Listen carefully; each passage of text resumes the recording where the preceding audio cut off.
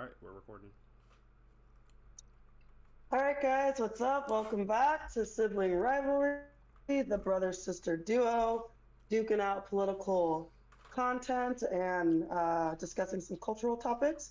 Today, it's going to be focused on cultural topics, and my brother's going to get into a little bit about what we're going to talk about.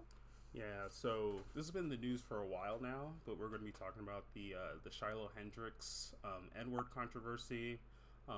For those of you who don't know, about last week there was an incident that happened at a park in Minnesota where apparently a black kid was digging through the bag of a kid who was the kid of Shiloh Hendrix.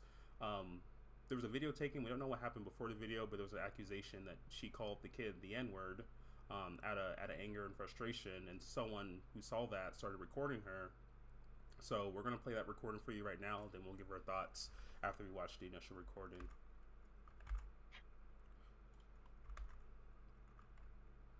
All right. So should be? Are you in Discord, sis? Because that's where I'm gonna play the video from. Oh, oh, yes, I am. Okay.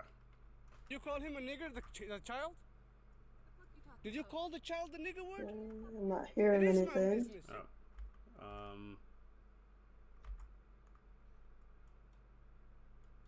Oh, hold on. I'll unmute Discord. Hold on, man. Oh, I see. Okay. Should be good. Let's try it again. You call him a nigger, the Can you hear it? Yep. child? Okay. I'll start from the beginning. And then this okay. You call him a nigger, the child? Did you call the child the nigger word? It is my own business. You call him a nigger?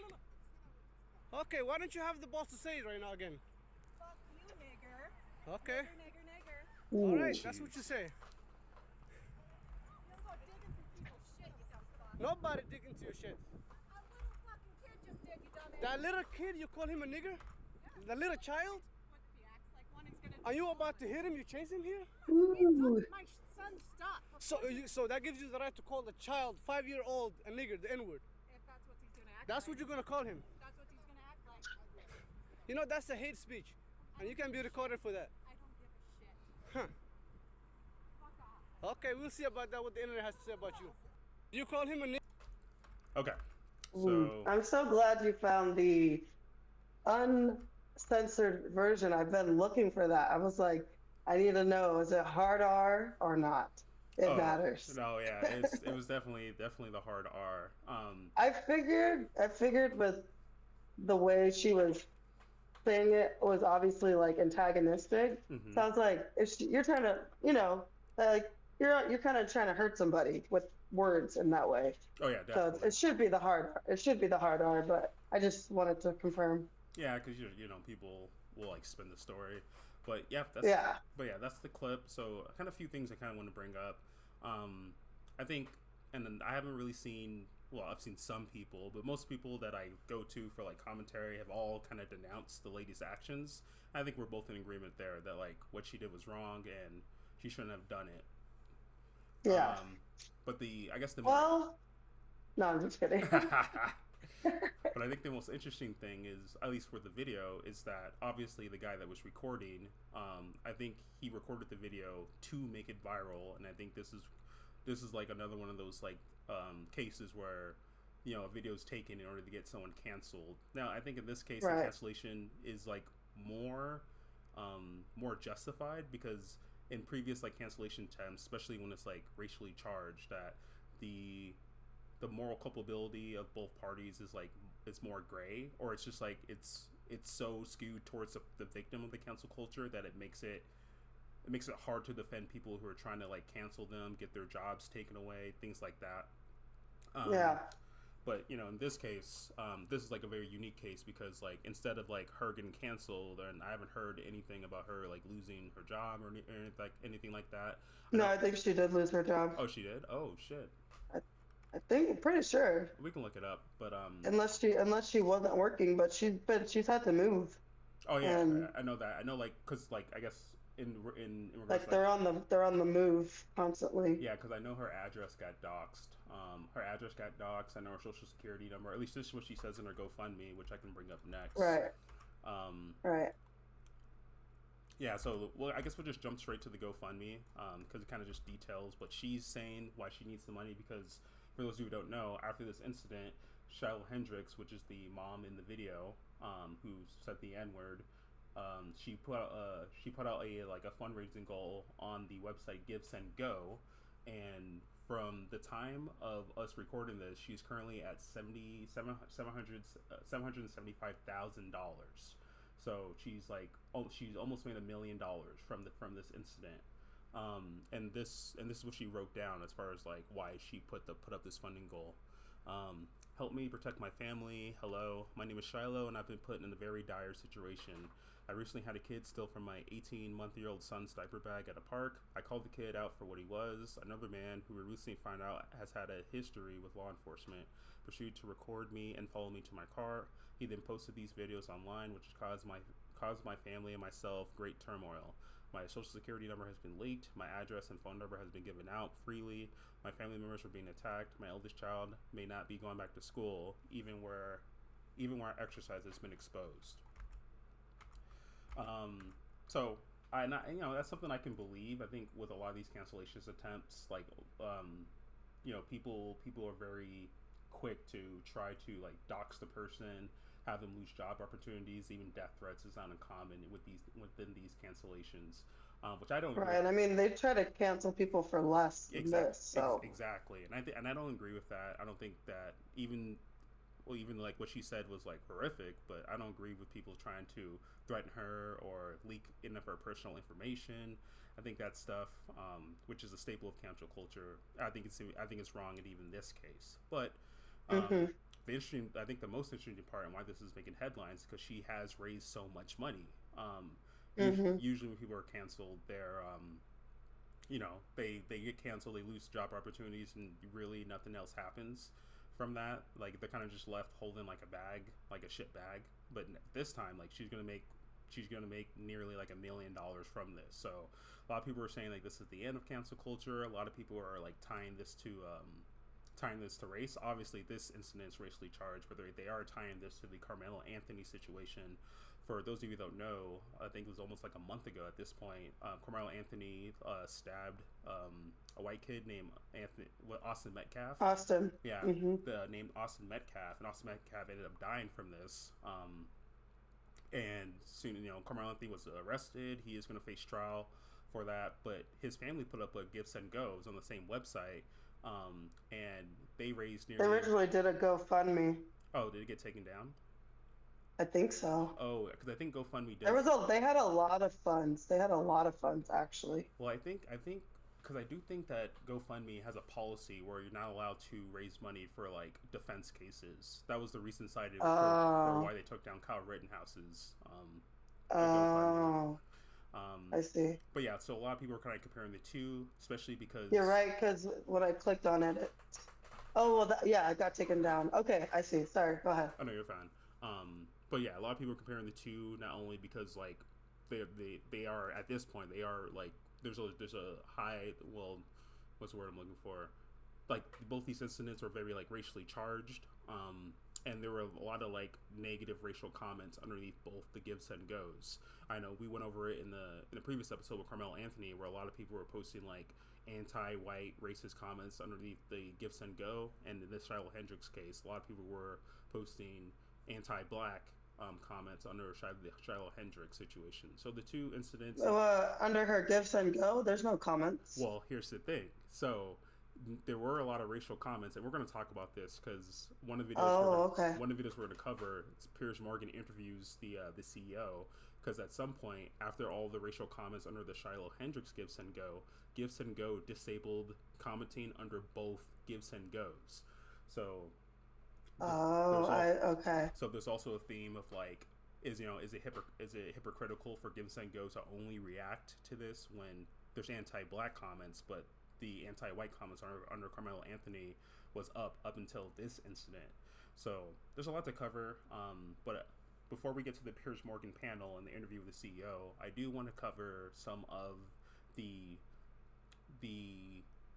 the thoughts and justifications that we've seen for the Give Send Go. Both of these people we're going to cover, they both denounced the incident itself. So I'm not trying to paint that. We're going to watch a Matt Walsh and Vince Shapiro video. I don't want to paint, and I'm going to say it up front, I'm not going to paint that they're defending Shiloh Hendrix in any way, because I watched both videos and I didn't hear any defense of her actions. But I think, because historically conservatives have been the victims of cancel culture within the last, like, I don't know, like 5-8 years.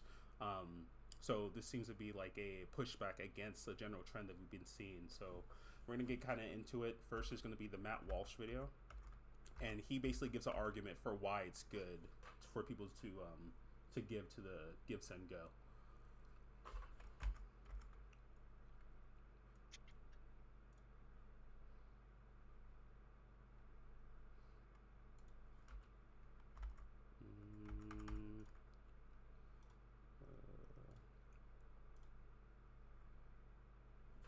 Okay, now you don't want to play. What's going on here?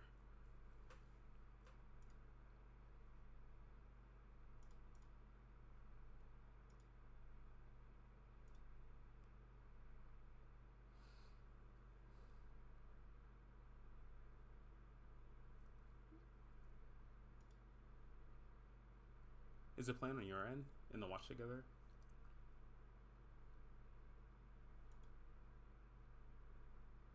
Yes. It is playing? Yeah. Why is it not playing on my end?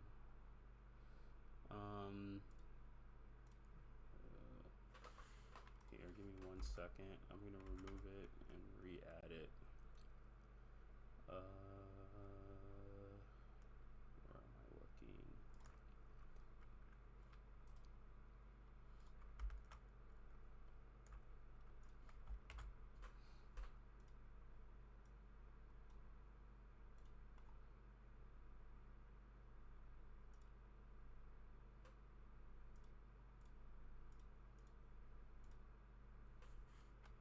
Is it playing on your end? Yes. Why? What?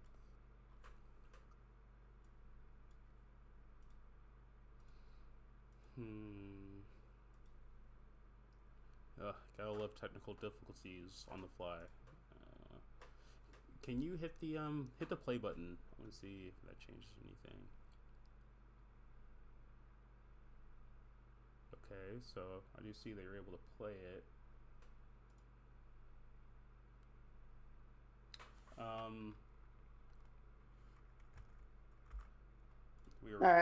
We are recording again. Sorry, folks. Some on the fly technical issues, but as I was saying, we got this Matt Walsh video. He's gonna kind of talk about the case a little bit, and then kind of give his reasons for why he thinks it's good that Shiloh's raised so much money. All right. Ready to go? Let's do it. 3 days, she had earned over $500,000. Now she's somewhere north of $600,000. So the woman who was supposed to have her life ruined by the mob is instead on her way to potentially becoming a millionaire. Now, this twist, as you can imagine, has outraged the outrage mob even more, but a large number of prominent people on the right are also horrified by this turn of events. Just as one example, Colin Wright tweeted, "The woke right is now mirroring the woke left's tendency to glorify and martyr immoral degenerates solely based on shared racial identity. This woke one-upmanship is a race to the very bottom." All right, so go ahead and pause. Many conservative influencers and commentators. And then can you just back up a little bit? I just want to see that screenshot again. There we go. Okay, so yeah, so Matt Walsh references his tweet from someone else that's like that's prominently on the right. You ever heard of Colin Wright? Because I've never heard of him. I thought I had, but his profile picture doesn't look familiar. Okay, but if you look at the tweet underneath it, is a tweet from this guy Elijah Schaefer, who I'm a bit familiar with. I would go as far to say that he is like a white nationalist, but in his tweet he said like Shiloh Hendrix has now raised more money on Give, Send, Go than Carmelo Anthony. He gives like the dollar figure amounts, and at the time that he posted it, Shiloh was at 537,000. Carmelo was at 520,000, and underneath that he says we won. So kind of just like there is this like broader trend of people comparing these two cases, which personally I don't really see any resemblance besides like the racial over and undertones within both of them. But I definitely wouldn't say that it's not something really worth celebrating. And I kind of do agree with Colin Wright a bit here when he says that like the woke right is kind of doing the same thing that the woke left has done when it tends to like kind of make martyrs out of people that don't deserve any sort of martyrdom. I mean, with the left, I think the best example is like Jacob Blake and that police shooting that happened back in 2020, where in my opinion that police shooting was 100% justified, and Jacob Blake was doing some pretty awful things leading up to that shooting. And the fact that I think he raised quite a bit of money on either GoFundMe or GiveSendGo, even though I don't think he was deserving of that money, and I kind of think this is like a similar case. I mean, what's a similar case? In terms of just like the left has this like had this tendency of like propping up and like financially supporting people for broader social issues that did not deserve that propping up whatsoever. Well, like with Jacob Blake, like before he got shot, he was in the middle of like kidnapping his I think it was like his baby mama's like kids. His kids. Okay, like but they weren't together at the time. He didn't. Yeah, and he didn't have custody rights. And he didn't have custody rights, and he was in the middle of he was about to kidnap them. After police told him multiple times to stand down, does not move. Like he continued moving towards the car. He even reached for a knife that was in the car, and he got shot justifiably, in my opinion. And the left propped him up because they put it under this broader umbrella of like police brutality. Which I mean, there's definitely cases of like police brutality that I feel are justified. I just don't think Jacob Blake is underneath. Fits under that bill. I think Shiloh Hendrix is the same thing, where, you know, like I have problems with cancel culture. I don't think people should be canceled, but I do think that using Shiloh Hendrix as your hit against cancel culture is just not a good move. Well, yeah, I mean, I get that she's not really the ideal person to represent the movement or the side of the aisle that's against cancel culture, especially as that side of the aisle tends to be the victim of cancel culture. Mm-hmm. So she's an unfortunate representation for the winning, quote unquote, of that side. But like, for example, I don't really know Elijah Schaefer, who he is. Mm-hmm. Based on what you're saying. It sounds like he's a white nationalist. I don't know him, so I don't know that about him. Mm-hmm. So I don't see anything in here with him. Just like saying he like we won, I would want more context, like who's we and how did we win? So is it we won because they tried to cancel her and instead they made her like kind of infamous and allowed her to raise all this money? So it was like a kind of like a, you know, we won against cancel culture. Well, no, it's kind of there's a word for it, but it's when something, what's the word? It's like, it's not a backlash, but when something gets thrown back into your face. It's like a sense of like retribution or something. Yeah, well, it's just, you know what I'm talking about. Yeah. The word back is in there, and I just can't, it's escaping me, but it's what? Oh, sorry. But so yeah, it's just like they're kind of eating their actions because they tried to cancel her. They made her famous. They've done this, like you said, for the last 5 to 8 years, maybe even more. I would say since 2012, since the Ferguson riots. Mm-hmm.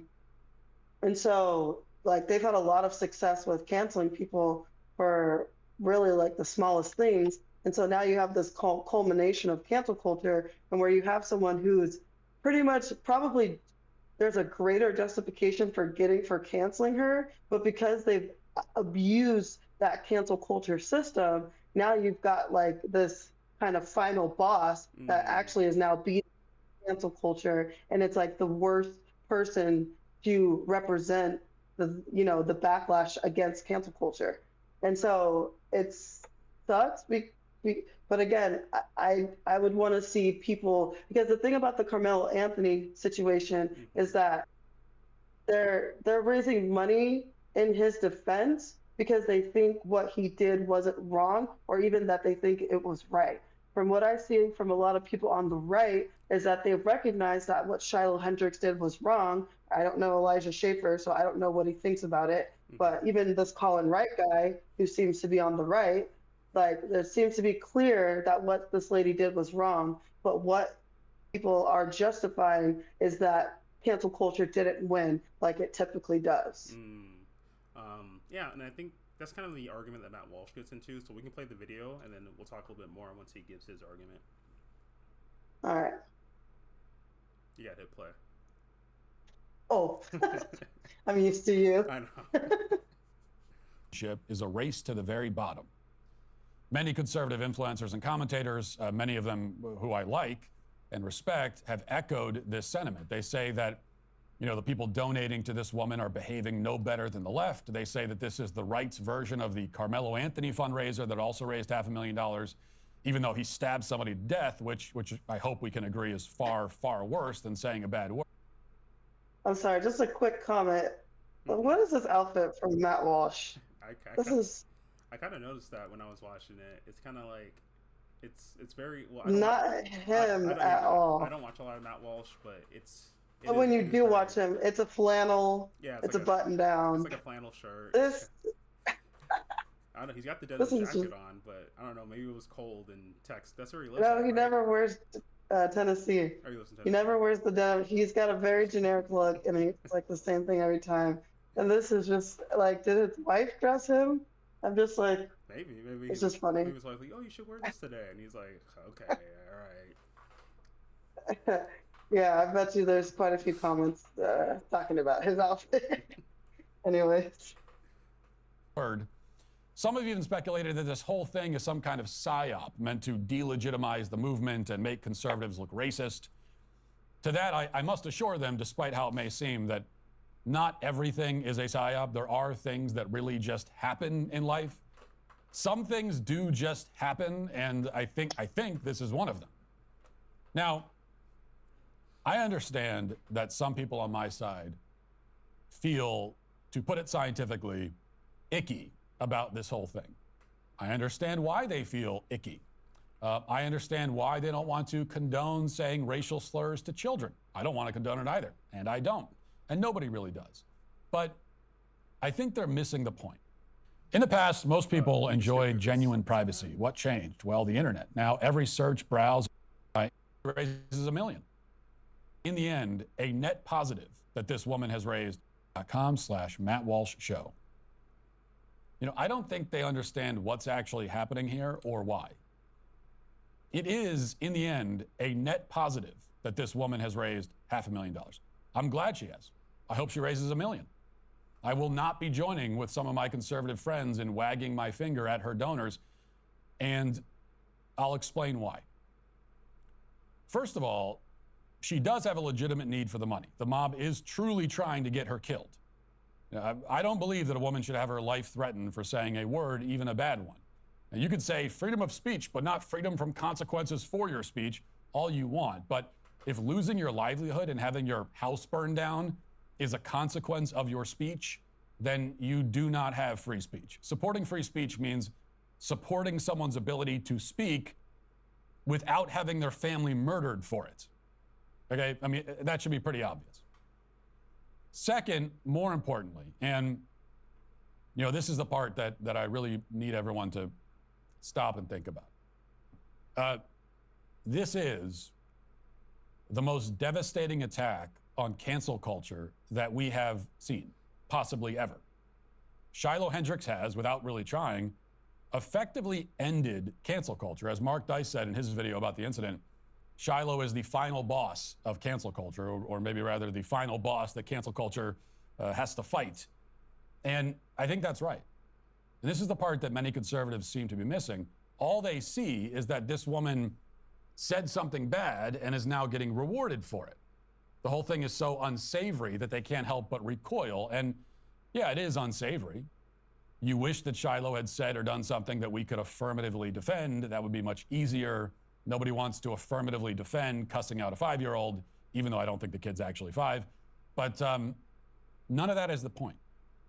The point is that the only way to put an end to this routine, the routine where the outrage mob mobilizes and assembles to destroy somebody's life, is to disincentivize the routine. And the only way to disincentivize that behavior is to reward the person who's being targeted. Now, we can complain all we want about the mob tactics and how they silence and punish people and exact vengeance in wildly disproportionate ways. We can condemn it. We can write think pieces about it. We can deliver monologues. None of that matters. None of that will stop them. The only thing that can stop them, the only thing that will make them think twice about doing this again, is if they know that instead of getting their target canceled, they might accidentally make them rich. And more important even than the money, they must know that their attempt to isolate and ostracize somebody will fail. That for every person condemning the targeted person, 2 more will rally to their defense. All right, so you know, the motto of the cancel mob for a long time. Okay. All right. So yeah, that's, and he gives like a further justification for it. We may just cut it there because I think he just gave his argument. But I mean, when I first heard this, there is like a logic to the argument that I don't disagree with. Where if you are against cancel culture, and all the negative things that come from it, like the doxing, the death threats, the losing of like your job or any kind of like financial outlet, then I think naturally the thing you should do is like defend that person if you are just like completely against cancel culture. So that and like, will it help curb cancel culture? That's the part where I'm not convinced that it's gonna like end cancel culture, but I'll hold off on that one because Ben Shapiro basically gives an argument that I pretty much agree with. But what do you think about his argument as far as like even though she's not the greatest, she's not like the ideal person to defend against cancel culture, that like still like this effect is gonna like help stop canceling people? I tend to want to agree with that. To be fair, I've seen this video from Matt Walsh, which I'm realizing because of the final boss. I was like, oh snap! I totally stole that from him. I was going to ask you if you watched it because he literally uses the final boss. Says the final boss. I didn't. Yeah, I did watch it. And so yeah, but I didn't realize that I stole that final boss thing from him. So that was pretty funny. But yeah, no. So I tend to want to agree with it. Because I do think that if the cancel culture mob finds that their actions are going to embolden the other side to come to the defense of someone, even somebody as kind of like despicable as this woman, they're going to be less inclined to want to do that because their whole goal is to get this person to kind of ruin this person's life. Yeah, like to the point, and even to the point of like some people wanting her dead. And so the people wanting her dead, that might not stop them because someone could get rich and still die. But in terms of ruining someone's life, if it does the exact opposite, then there's way less incentive to continue the cancel culture brigade. So I tend to want to agree with that argument. The other point that I wanted to mention is oh man. I mean, give your response to that, and I'll see if I remember. So I mean there is a logic and an idea to that like, yeah, because people are propping up Shiloh Hendrix and she's made so much money because people are like kind of against cancel culture. I think there's a consistent logic there. I just don't think it's going to play out in the way that Matt Walsh describes it for 2 different reasons. The first reason is that when it comes to like these kind of like outrage mobs and social media mobs, it's not there is some coordination, but I don't think it's as coordinated as as as it is, where it would be effective to prop up whoever you think is the victim of that cancel culture. I think what we're talking about is a bunch of independent actors acting of their own volition to hurt this person. So are some people going to see like, oh yeah, Shiloh made all this money, so the next person that we're going to try to cancel, we're not going to like do XYZ because we don't want to risk them making that much money. I don't really think that people are thinking about it that logically when they're like going about these actions. I think people are just doing things because they're upset, and regardless of how much money the person makes, I think they're still going to try to dox her. They're still going to try to get her to lose her job. They're still going to like send death threats or even possibly try to kill whoever is the victim of these cancellations. So that's again the first reason why I disagree. Is I just don't think that like just because you prop up the other person, I don't think that's going to like disincentivize enough people where you're not going to see these same actions taken. And then two, and Matt Walsh doesn't really talk about this, and I am going to kind of like spoil it and give my argument that I think Ben Shapiro is going to make the same argument. I think that when people see that Shiloh Hendrix is making so much money, people are going to have a bunch of different reasons for that. Now, on the right, I think the consistent narrative is that that Shiloh making so much money is people like pushing back against cancel culture, which yeah, I do think that like most people, well, yeah, I'll say most people that are donating or supporting it are saying that they're doing it because they're against cancel culture, but. And Matt Walsh doesn't really talk about it in his response, but like there were racist comments left underneath her against Send Go, and I do think that people are donating not because they're anti-cancel culture, but if I'm going to put this in the most charitable way possible, they're anti, I guess just black privilege, and you're gonna hear that term again when you watch the Piers Morgan, where like they feel like black people can just kind of do anything they want and kind of get away with it. And I do think there's some truth to that to an extent, but when people see that you're propping up people who are doing like explicitly racist actions and you're propping them up, I think that just fuels the narrative that people on the left have, where it's like, yeah, this country's like systemically racist, that we're not at the point where like white people can call black people slurs and like become millionaires for it.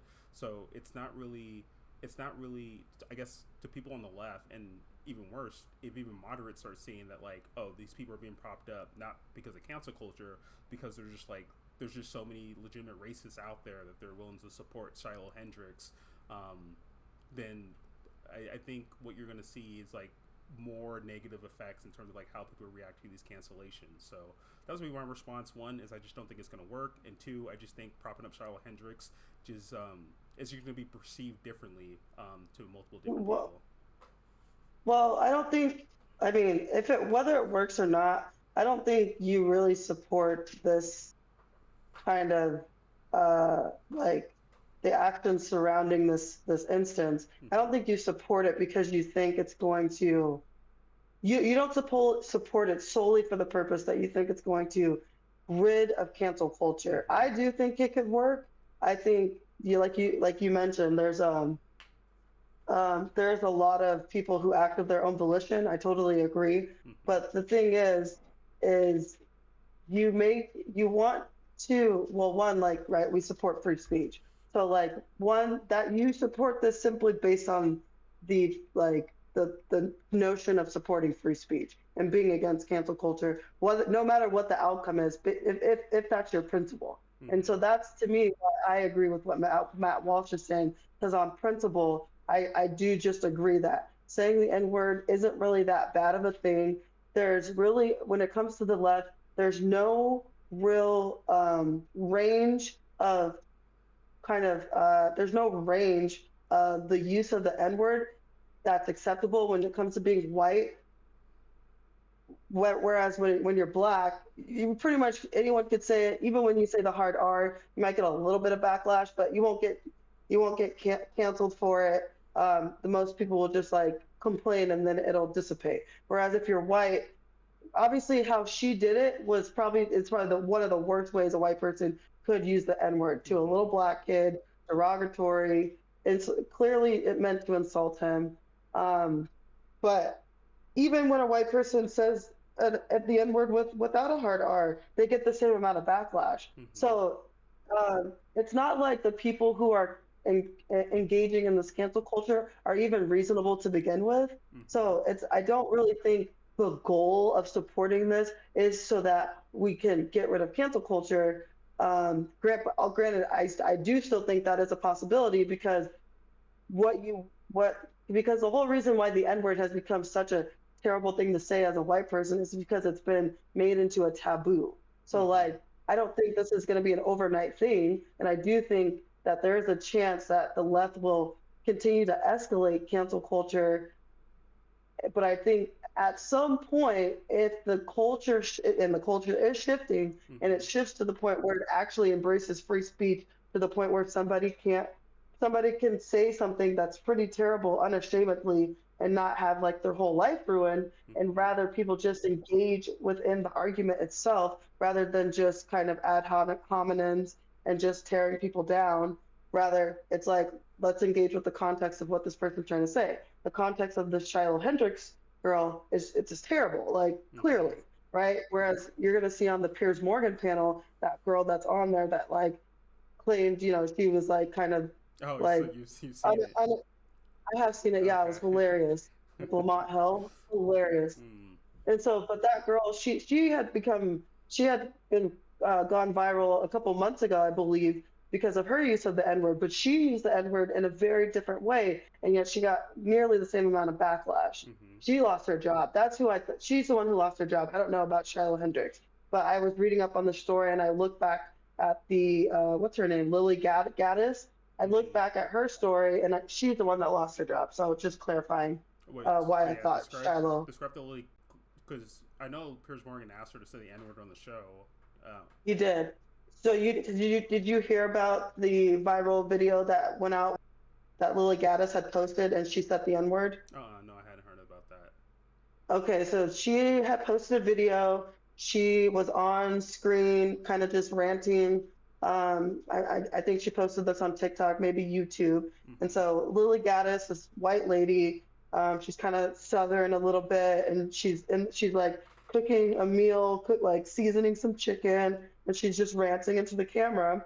And she's talking about how a lot of men's perspective on women are skewed because of things that they see online and like these street interviews that people do, and how it gives the wrong impression of women. And she's very vulgar. She's very kind of like blunt and vulgar. And she's like, yeah, like these men, they think like we're these, like women are like this because they see these gold diggers and like illegals that are here like gold digging and stuff.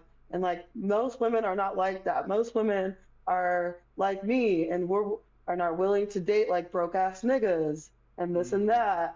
And she dropped the N-word just like that, and she got huge backlash. She lost her job and everything, and apparently that's why I'm pretty sure that's why Piers Morgan brought her on. He knew. And that's why he was like, go ahead, say it, even though there's already videos of her saying it. Like she unashamedly uses the word, which is why I was like, when she said, yeah, sure, I'm a racist, like, I don't think she's a racist. She was literally had an interview with Candace Owens, and like they were like chopping it up, like friendly, like, yeah. So I think she just uses it very casually, like most Black people would. And so anyways, just going back to the Shiloh Hendrix thing, I definitely think that I don't think that cancel culture is done with for good. And I think what you do is you just make cancel culture such a taboo that even though the small minority might engage in it, it's not going to become this like kind of like blown out of proportion action that gets taken upon because so many people think, well, it's going to work, right? It's kind of like like I said, with the N-word being such a taboo, even talking positively about Trump was pretty taboo. But now you're seeing that become a little bit more normalized. People are more willing to speak positively on Trump in the public, online, whereas before it was like, hush, hush, don't say this. And so I think if you make it less desirable to do cancel culture, less people, because I think there's quite a few people who want to engage in it for the purpose of destroying someone's life. If they're not going to get that goal, less people are going to do it. If less people do it, then that's going to perpetuate the cycle to where you just have a small group of people who are still engaging in it, but their voices are so small it doesn't get nearly as much traction. Yeah. So I'm trying to think. I'll respond to that, and then we'll move on to the Ben Shapiro video. So, yeah, I do. I mean, as far as like the N-word goes, yeah, there is like, and Matt Walsh talks about it. We're not gonna watch it, but Matt Walsh does talk about like the double standard of like using the N-word, which like, yeah, I have seen people being canceled for saying the N-word, even though it's like they're singing like a song that has the N-word in it, or they're using it in a very like non-offensive context that I don't think warrants like them losing their job or anything like that. So there is like a double standard when it comes to like the N-word itself. I don't think the double standard really applies in the Shiloh Hendrix one, because like the reasons why you would cancel someone over using the N-word, I think that applies to Shiloh Hendrix, because she was using it as a slur, regardless of like the age of the kid. I mean, I don't think you use it against anyone, especially for an infraction. To me, seems like so minor. Like if they were fighting, like say Shiloh was like fighting like a black girl or something, same age, and then she used it, I'd be like, okay, it's like a little bit more understandable. But against a kid who's at worst, even if the kid was trying to maliciously steal something from her diaper bag, I don't think that warrants her using a slur against a kid. Do you think that parents, say she didn't use that slur, but like any slur, not even a racial slur, just an insulting name. Say she called him a punk ass bitch. Mm-hmm. Do you think that's just as bad? It's still bad, but it's not as bad, because I do think that like, even though there is a double standard with the N-word, I don't like, I think using racial slurs against like kids, it should be a taboo, regardless of like what double standard surrounds the slur itself. I think when you use a racial slur against like a kid, I think like that crosses a line that just calling a kid any name doesn't quite cross that line. So what about when black people say like, this little Negro, this little nigga? And it's not as like malicious, but they still mean it kind of in a negative way. Like really, like this little you. Do you find that to be, because that happens plenty of times? Oh yeah, do you find that? No, because I think the difference between the two is that like the when we have a black person talk about like another black person, I think it's more easily assumed that they're not attacking the kid on the basis of race on that one. What if they use the hard R?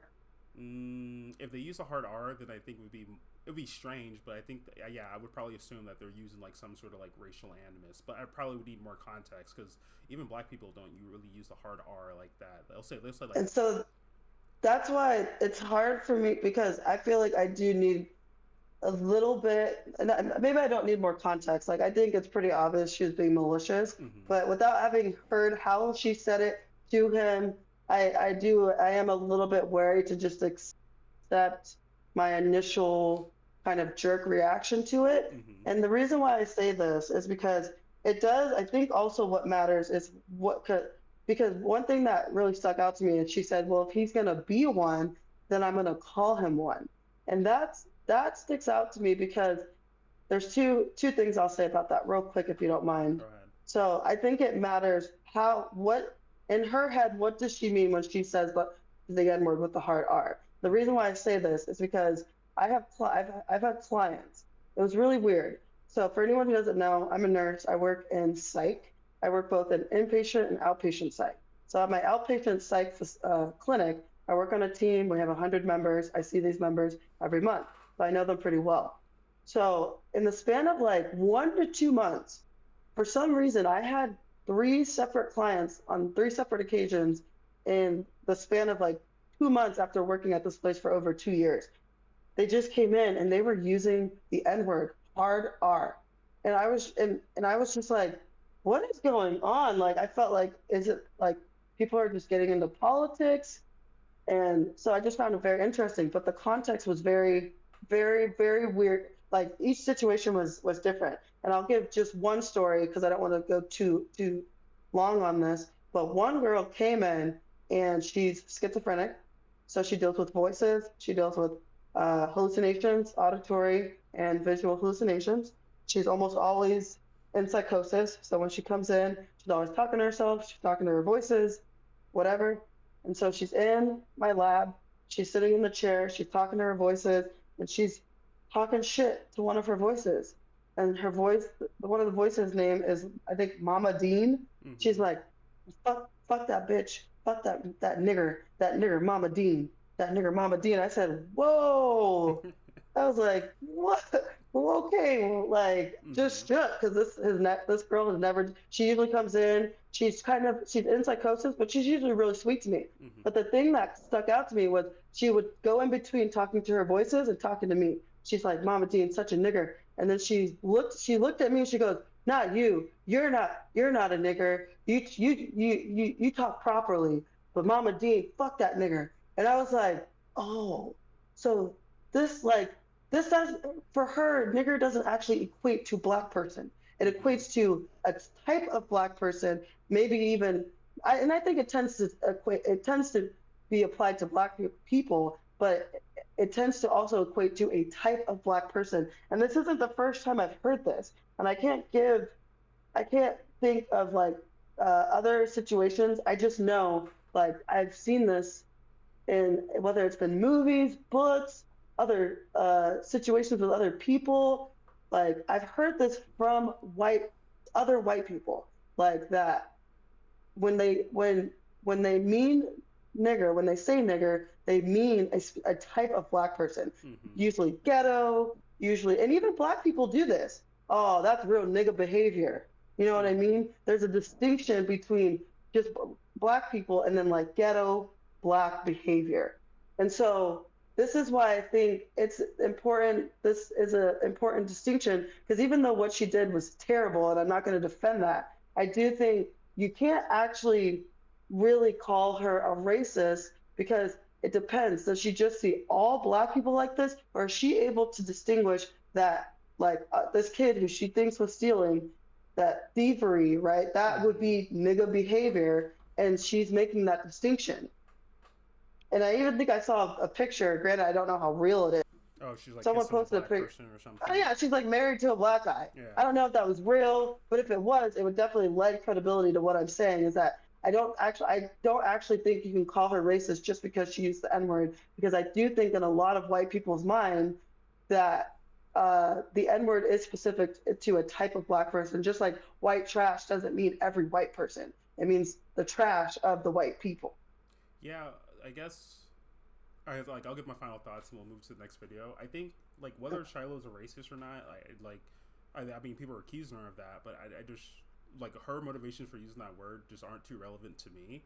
It's more of the action in and of itself that I'm like more focused on, because like I know of people who like use the N-word just out of frustration. Like they'll drop it because it's like, I mean, the word itself has like a lot of weight to it, so they'll drop it like an F-bomb, or they'll just say like they'll just say it just because they're angry. So, and this could have been like case, like where she was just angry, she saw a black person and she called him the N-word, not because she actually hates black people, but because she was just angry that some kid was like digging through her stuff. She was mad at the kid, thought of the most hurtful thing to say to the kid, landed on the N-word and just said it. So, I mean, it's the action itself that's the bad thing. Whether she truly has like racial hatred in her heart, I mean, I'm not really going to speculate it. I don't think it's my place to speculate, because there are a bunch of different contexts that people use the N-word. That doesn't really mean that like you have inherent hate for black people. But I think, but when it comes down to, well, that's why I asked you the question of, would it be the same if she had just said like, you little shit? Would it have been the same? It might have been the same for her. Let's say she wanted to, and she used like a different word to like still get out her frustration. So it might have been the same for her, but I do think that when the action is projected, the words do actually matter, because like I think. See, and that's where I might disagree with you. Well, I mean, like, because like you would say that like calling someone like, I don't know, like calling someone ghetto and then calling someone like the N-word, or we'll say calling like a black person ghetto as opposed to calling them the N-word. I mean, that's just gonna land differently. Oh, absolutely. The weight is different, right? But that's my bias. And so what I'm looking at is like, okay, am I saying that this is so terrible because of how the weight that the N-word has on me as a black person? And I do think that is what it is. And whereas it's like, I don't think I would have as much criticism for her if she went, "Oh, you little shit." No, I'd like if she could have. This one I'm not gonna viral. She used a different word, but your bias is a societal bias. Now you can criticize the bias, but I don't think the bias Right. is just strictly to just like black. Well, I guess to this word, like yeah, black people are gonna perceive it in a very like unique way. Mhm. But I do think that like I do think that regardless of any kind of bias in society, there are always going to be like words that are just like off limits that you just can't call people because they do have like I think if it weren't the N word, like let's say the N word just didn't exist, like there would just be another slur for black people. There's slurs that exist for all different kinds of group. There's slurs for women, for gay people, for black people, for white people, even for straight people nowadays. I mean, Right, but the slurs for white people are not nearly as stigmatized. yeah, no, I mean the stigmatization levels do like differ, but like I So do. that's where I'm giving a little bit of pushback, is because I think I could agree with you that I just think she, I mean, and again, like, was he actually going in her bag? Like, and like, that's why I wish I had the context of what happened before the video started, Hmm. because I would have a little bit of like a clearer criticism. I still criticize it, of course, but like, again, I'm trying to account for my own bias, and I'm saying, is it as bad as I'm making it out to be? It's bad, but again, would I be upset if she was like, you little shit? And I don't think I would be, especially if he was actually stealing. And I I do understand that the N word is just a harsher word, but that is because of the stigma. And that's, like you said, the societal bias. And Hmm. so I think and I tend to, I'm of the opinion that there shouldn't be as much of a stigma on the N word, just because of the double standard. If the double standard didn't exist and the taboo was exists for all people, no matter the race or the demographic, Hmm. then I would be okay with the taboo. The reason why I'm not okay with the taboo is because of the double standard. Yeah, And so, but my position is just like yeah, the N like I'm not disagreeing that the N word holds a very unique place within like American society as far as like its use of it. It is like the most offensive slur that you could like use against like any demographic, and that outweighs the even other slurs that are out there. I'm not disagreeing with you for that, and I do think that like that double standard as far as like within like the black community is like freely used within the white community. If you use it even once, regardless of the context, that you will face like a lot of social consequences. Like I agree with all of that, but to me, as I'm just like kind of narrowing in on this like event here, and because I do think that regardless of the N word, like let's say that like I mean, I don't know how you would think the kid was gay, but let's say like it was like an obviously gay kid, and he was doing the exact same thing, and the Shiloh called him like a faggot or something.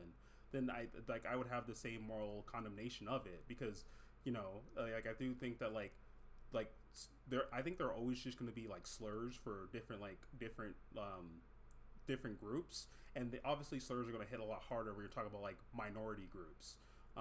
yeah, but that's why I think the context matters, because again, like I would say, based on like the story that I gave you of my client, Hmm. faggot isn't traditionally a word you use for someone that's doing like degenerate ghetto behavior. But I'm talking about this Faggot would be like, context. I'm talking about this no, I context. know, but you don't know if she said it out of from the place of like, well, you're black, so I'm gonna call you a nigger just because it has the most weight and I want to hurt you, because you're black. Or but again, she said if he's gonna act like one, I'm gonna call him one. Yeah, but I think So the context that matters to me is the fact that you're calling someone that word in a negative way. right, but I'm just saying it's not analogous to calling a faggot, because traditionally, as far as I know, that the word faggot doesn't really speak to like a thieving gay person. You know what I mean? It speaks to a flamboyant gay person. So Hmm. if that gay person was, if that kid was like being flamboyant and tried to kiss her son, for example, then it would be, I could see that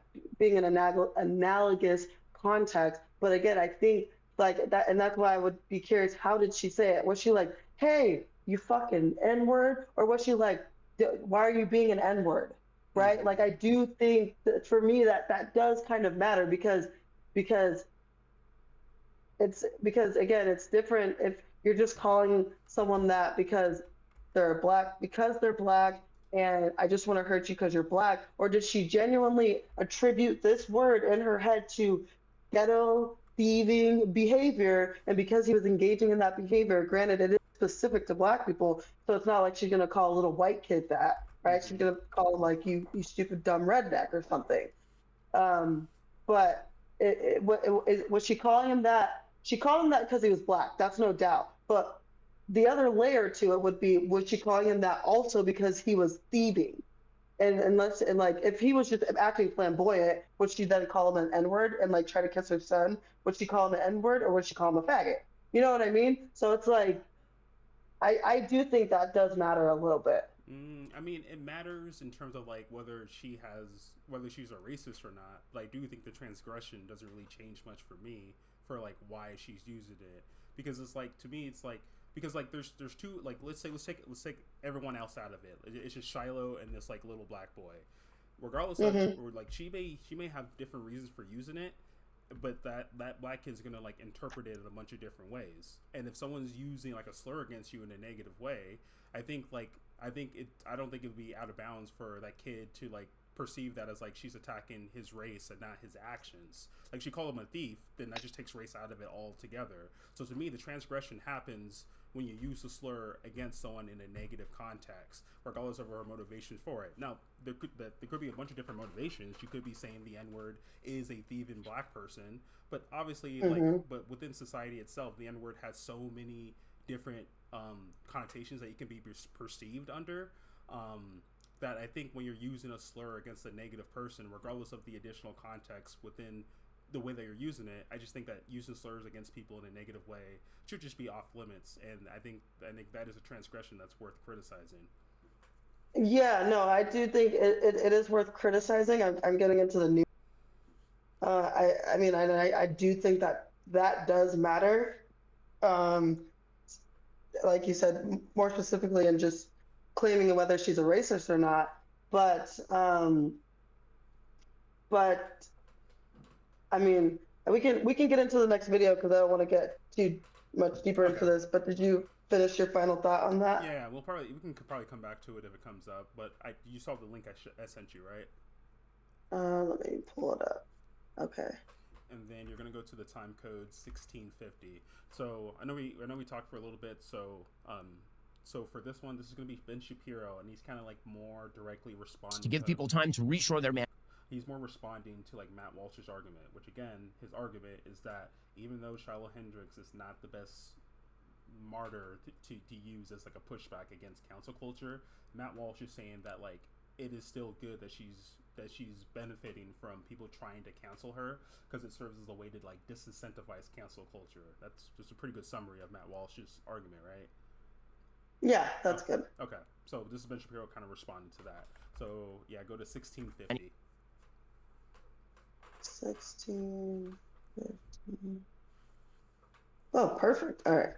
There is another argument, and it's a pragmatic argument. The counter argument. It's pragmatic. Sure, it's unpleasant that we have to give money to people like, say, Shiloh Hendrix, who say and do bad things. But if we don't, the social media mob will have incentive to continue targeting people in evil and nasty ways, and even targeting people who aren't even doing bad things, right? Like Justine Sacco or something, right? It's sort of a bad joke. To stop cancel culture, we need to uncancel not just the people who don't deserve cancellation. But so there's another part of the Matt Walsh video that you kind of talked about that I kind of just skipped over just for time's sakes, but Ben Shapiro brings up Justine Sacco. For people that are unfamiliar with Justine Sacco, people would like kind of say that she was like the first person to suffer from cancel culture. Because I think back in 2012, she was on a flight to South Africa, I think. Oh yeah. And then before she got on her flight, she tweeted back when, I mean, Twitter was like hardly used back in these days, but she tweeted saying like, about to go to South Africa. Hopefully, I don't get AIDS or something to that effect. And throughout, from the start of her plane trip to the end of it, she had like lost her job. She got canceled for what was like a bad joke at its worst. So people were saying like she was like the first victim of cancel culture. Now that cancellation I disagree with whatsoever, because it's just a joke told on Twitter. Right. And it's like, so I guess like Matt Walsh says like, hey, he wishes that Justine Sacco was like the first step to push back against cancel culture. She wishes that like the city, the New York Park Karen, you remember that story about like the girl that called the cops on that black guy after he tried to like take her dog? Wait.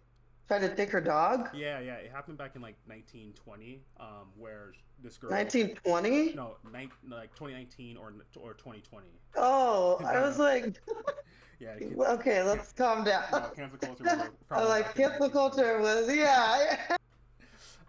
But no, yeah, like basically she was walking a dog without a leash at a New York City park. This black guy told her that she used to put her dog on a leash. She said something like mind your business. I can't quite remember the details of it, but then the black guy tried to take the dog by like offering treats to the dog, so the dog would go over to him. The girl freaked out. She called the cops. She said, "Hey, there's this black guy who's trying to like steal my dog," and the guy recorded it all, and she got canceled for it. And that cancellation, I think, was unjustified. I mean, she lost her job. I think even to this day, she can't really go out into public because it's like she became a household name because of this. And I think it was just a negative interaction between a black person and a white person that didn't really require any type of national news. So that's another cancellation that people will cite as far as like they wish that cancel culture stopped here. I mean, the city bike Karen is probably like the most. That's what I thought when you said New York. And that to me is like, well, it's probably the second. The Justin Cycle one is like pretty indefensible, but this one is indefensible as far as like an example of cancel culture. Basically, it's this pregnant nurse who had just gone off a shift, and these public bikes. She was a PA. Okay, but yeah, these public bikes that people can like rent, that can ride around on. And basically, she got in a fight with like this black teenager because there was an argument over who rented the bike. And you know, I think the stress of it all, like she started crying and just saying this is bike. I don't even think she referenced the people's race whatsoever in that incident. But she got canceled. She lost her job, and that to me is like that was a really bad example of cancel culture because like she really didn't even do anything wrong besides like, hey, this is my bike, I rented it. I think there's even evidence that she actually did rent a bike. Timestamps. Yeah, she provided the evidence. Yeah, because I think and it's like. There's just and just the way that people sorry. Yeah, there's just like this thing that people would do where like they would wait for someone to rent a bike and then they would take the bike from them. That yeah, very common. They were, and it's unfortunately, but they were young.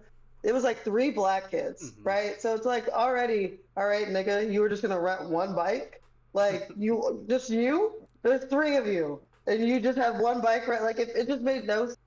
They made this woman out to be like she was intimidating these 3 young black kids, right? Of like peak puberty. So it's like they weren't like little, right? They look like teenagers. No, yeah, they look like they had already gone through puberty. Like they might have been even in their. You're pretty much men at that point. Where you're like exactly, exactly, right. And like she was pregnant. Like it was just like ridiculous the way people were trying to spin this situation. And that's what I mean, like this like cancel culture, DEI, this leftist politics, and this like the leftist ideology is so rotting. It's like robbed you of your common sense and your ability to like rationalize things. And like as soon as I saw that, I was like, I saw bullshit, like bullshit all the way, because 3 black guys, they look like prime in their prime. She's like, it's just nonsense. Like, why would she even attempt to try to fight them for a bike that she did not rent herself? But even and they just look like trouble. They look like trouble. Even if she did try to like take the bike, or maybe she wasn't paying attention and right, she like grabbed the bike, does that warrant her getting fired for that? Like to me, it's just like I'm getting real sick and tired of like these like, because people are gonna have negative conflicts with other people as you go out through life. Like that's just natural. But but like when these conflicts that I don't think deserve like a national story, but because one party's white and the other one's black, that we blow this up into these like giant conflicts that usually, besides the Shiloh Hendrix situation, usually results in the white person like losing either social status or even at worst like financial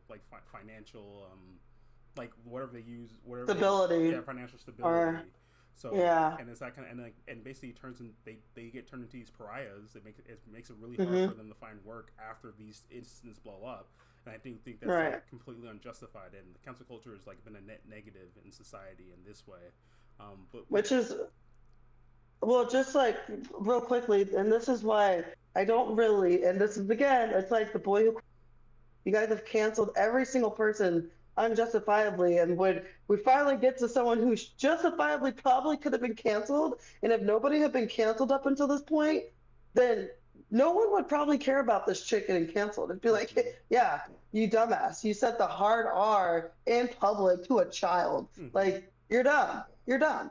But like, you've done it so much. You're the boy who cried wolf, and now it's like, now that the culture is shifting, that's why for me personally, I just don't really care that much. Like, I don't. It's like, it doesn't sting as much. Like, I'm more on this lady's because of all the people that have come before her and been canceled. And like, going back to like the stigmatization thing, the reason why like I brought up how I'm trying to account for my bias is because I don't actually know that the N-word should be taboo. Like you said, there's this like weight to it. You don't think people should say it. It should be a taboo. I don't know that it should be a taboo because it's just a word. Well, would you and say it should be? You would say that it should be the same as like any other slur. I would be okay with that. Yes, I would be okay with it. Should it be? I don't necessarily agree with that. So you're saying the ideal is that no matter what word you use against someone, you shouldn't suffer social consequences for it? Pretty much. I think the ideal is that we try to engage with people politely and avoid ad hominems. Period. And so that's why I make this distinction, because I think and I go, okay, but what if she called the kid a little shit and he was actually being a little shit? I think that she shouldn't have used the word because of its racial connection, right? It like leave race out of it, right? You could have just called him a thief. You could have called him ghetto. There was, right? I think it's like we get emotional. We have emotional responses, and like I'm not really gonna go up in arms over like like any adult that's like, if the kid's acting like a little shit, I actually think it's completely okay to be like, and it's kind of contextual, right? It depends. Like a little kid that's like a stranger, I probably wouldn't do it. But again, if I caught him stealing, I'd be like, I might be more inclined to say something pretty insulting to him.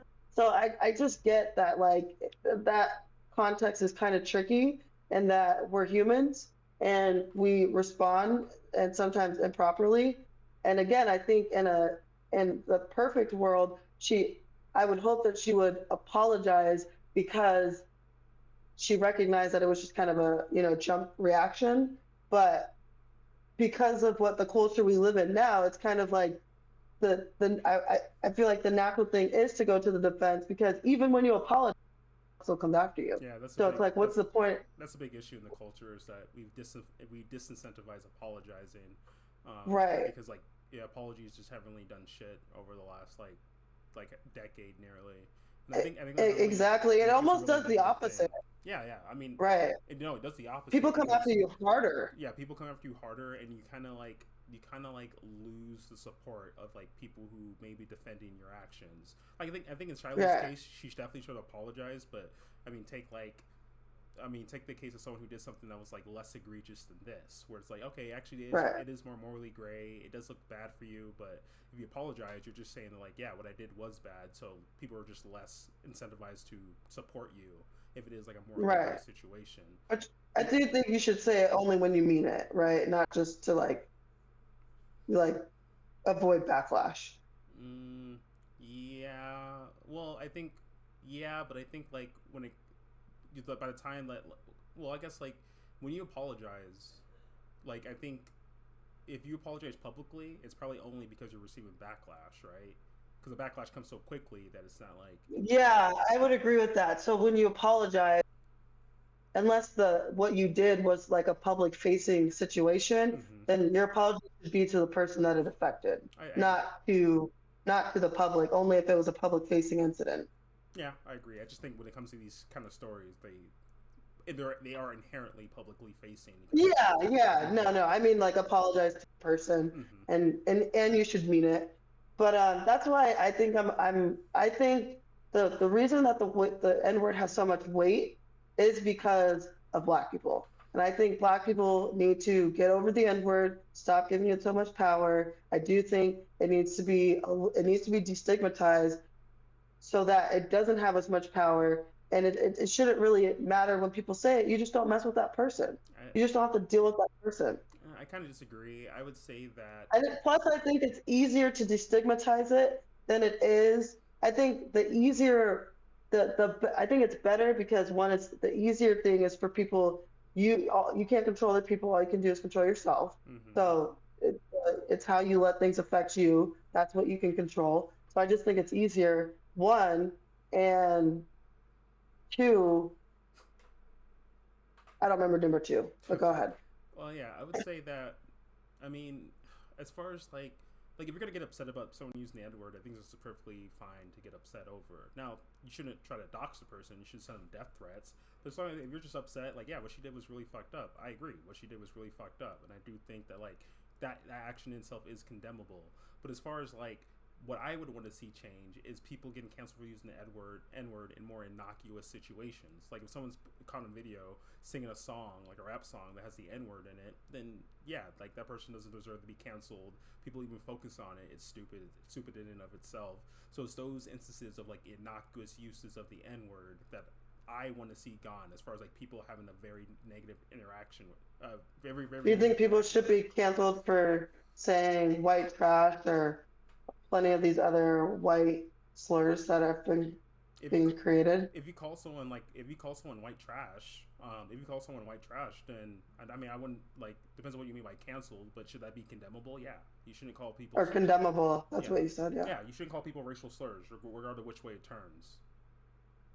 Yeah, I mean, I don't know. I don't know about I do agree condemnable. I do agree with you with like there's more of an outside reaction when people use the N-word as opposed to other racial slurs. Like I agree with that, and I would want to see like it should be an even amount of reaction to it.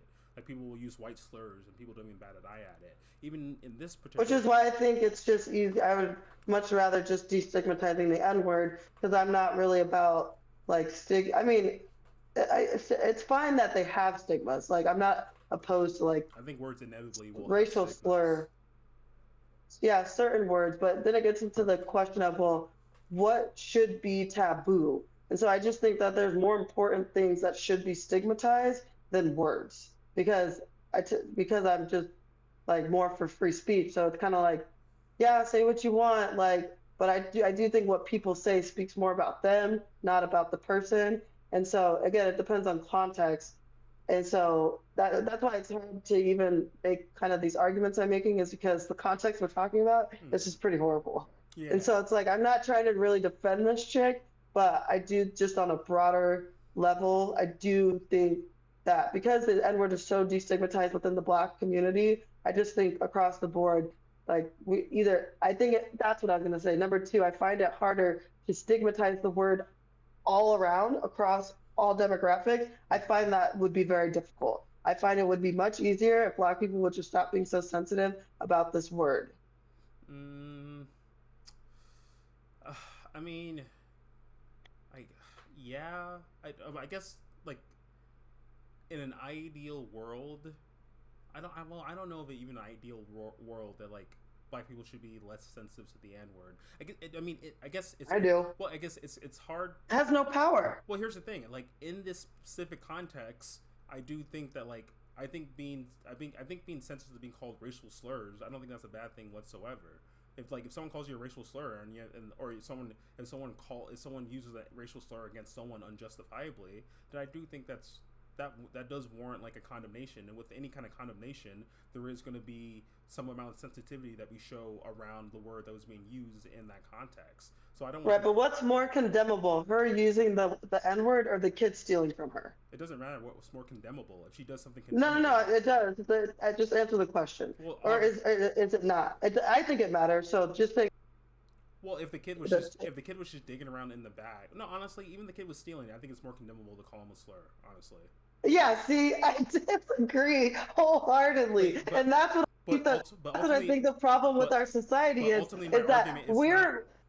But ultimately, my argument is not what is more condemnable. She did something. I'm not saying that's what your argument. I'm saying, I'm pointing to the fact that the N-word is so stigmatized that we rather focus on this lady who's a grown woman using her free speech you can be against it, whatever, canceling her. I don't think that's acceptable. I think what's actually more important is that if this kid was actually stealing maliciously, we don't know Mm-hmm. that. But if he was, that is way more condemnable because that kid, he first of all, he's a kid. So if he's Mm-hmm. stealing in a knowing way, that's way worse because he's gonna grow up, he's gonna perpetuate the stereotype of this N word that she's talking about in the black community. And I think that stuff gets way less condemned than the speech that people use. And I think that's a shame.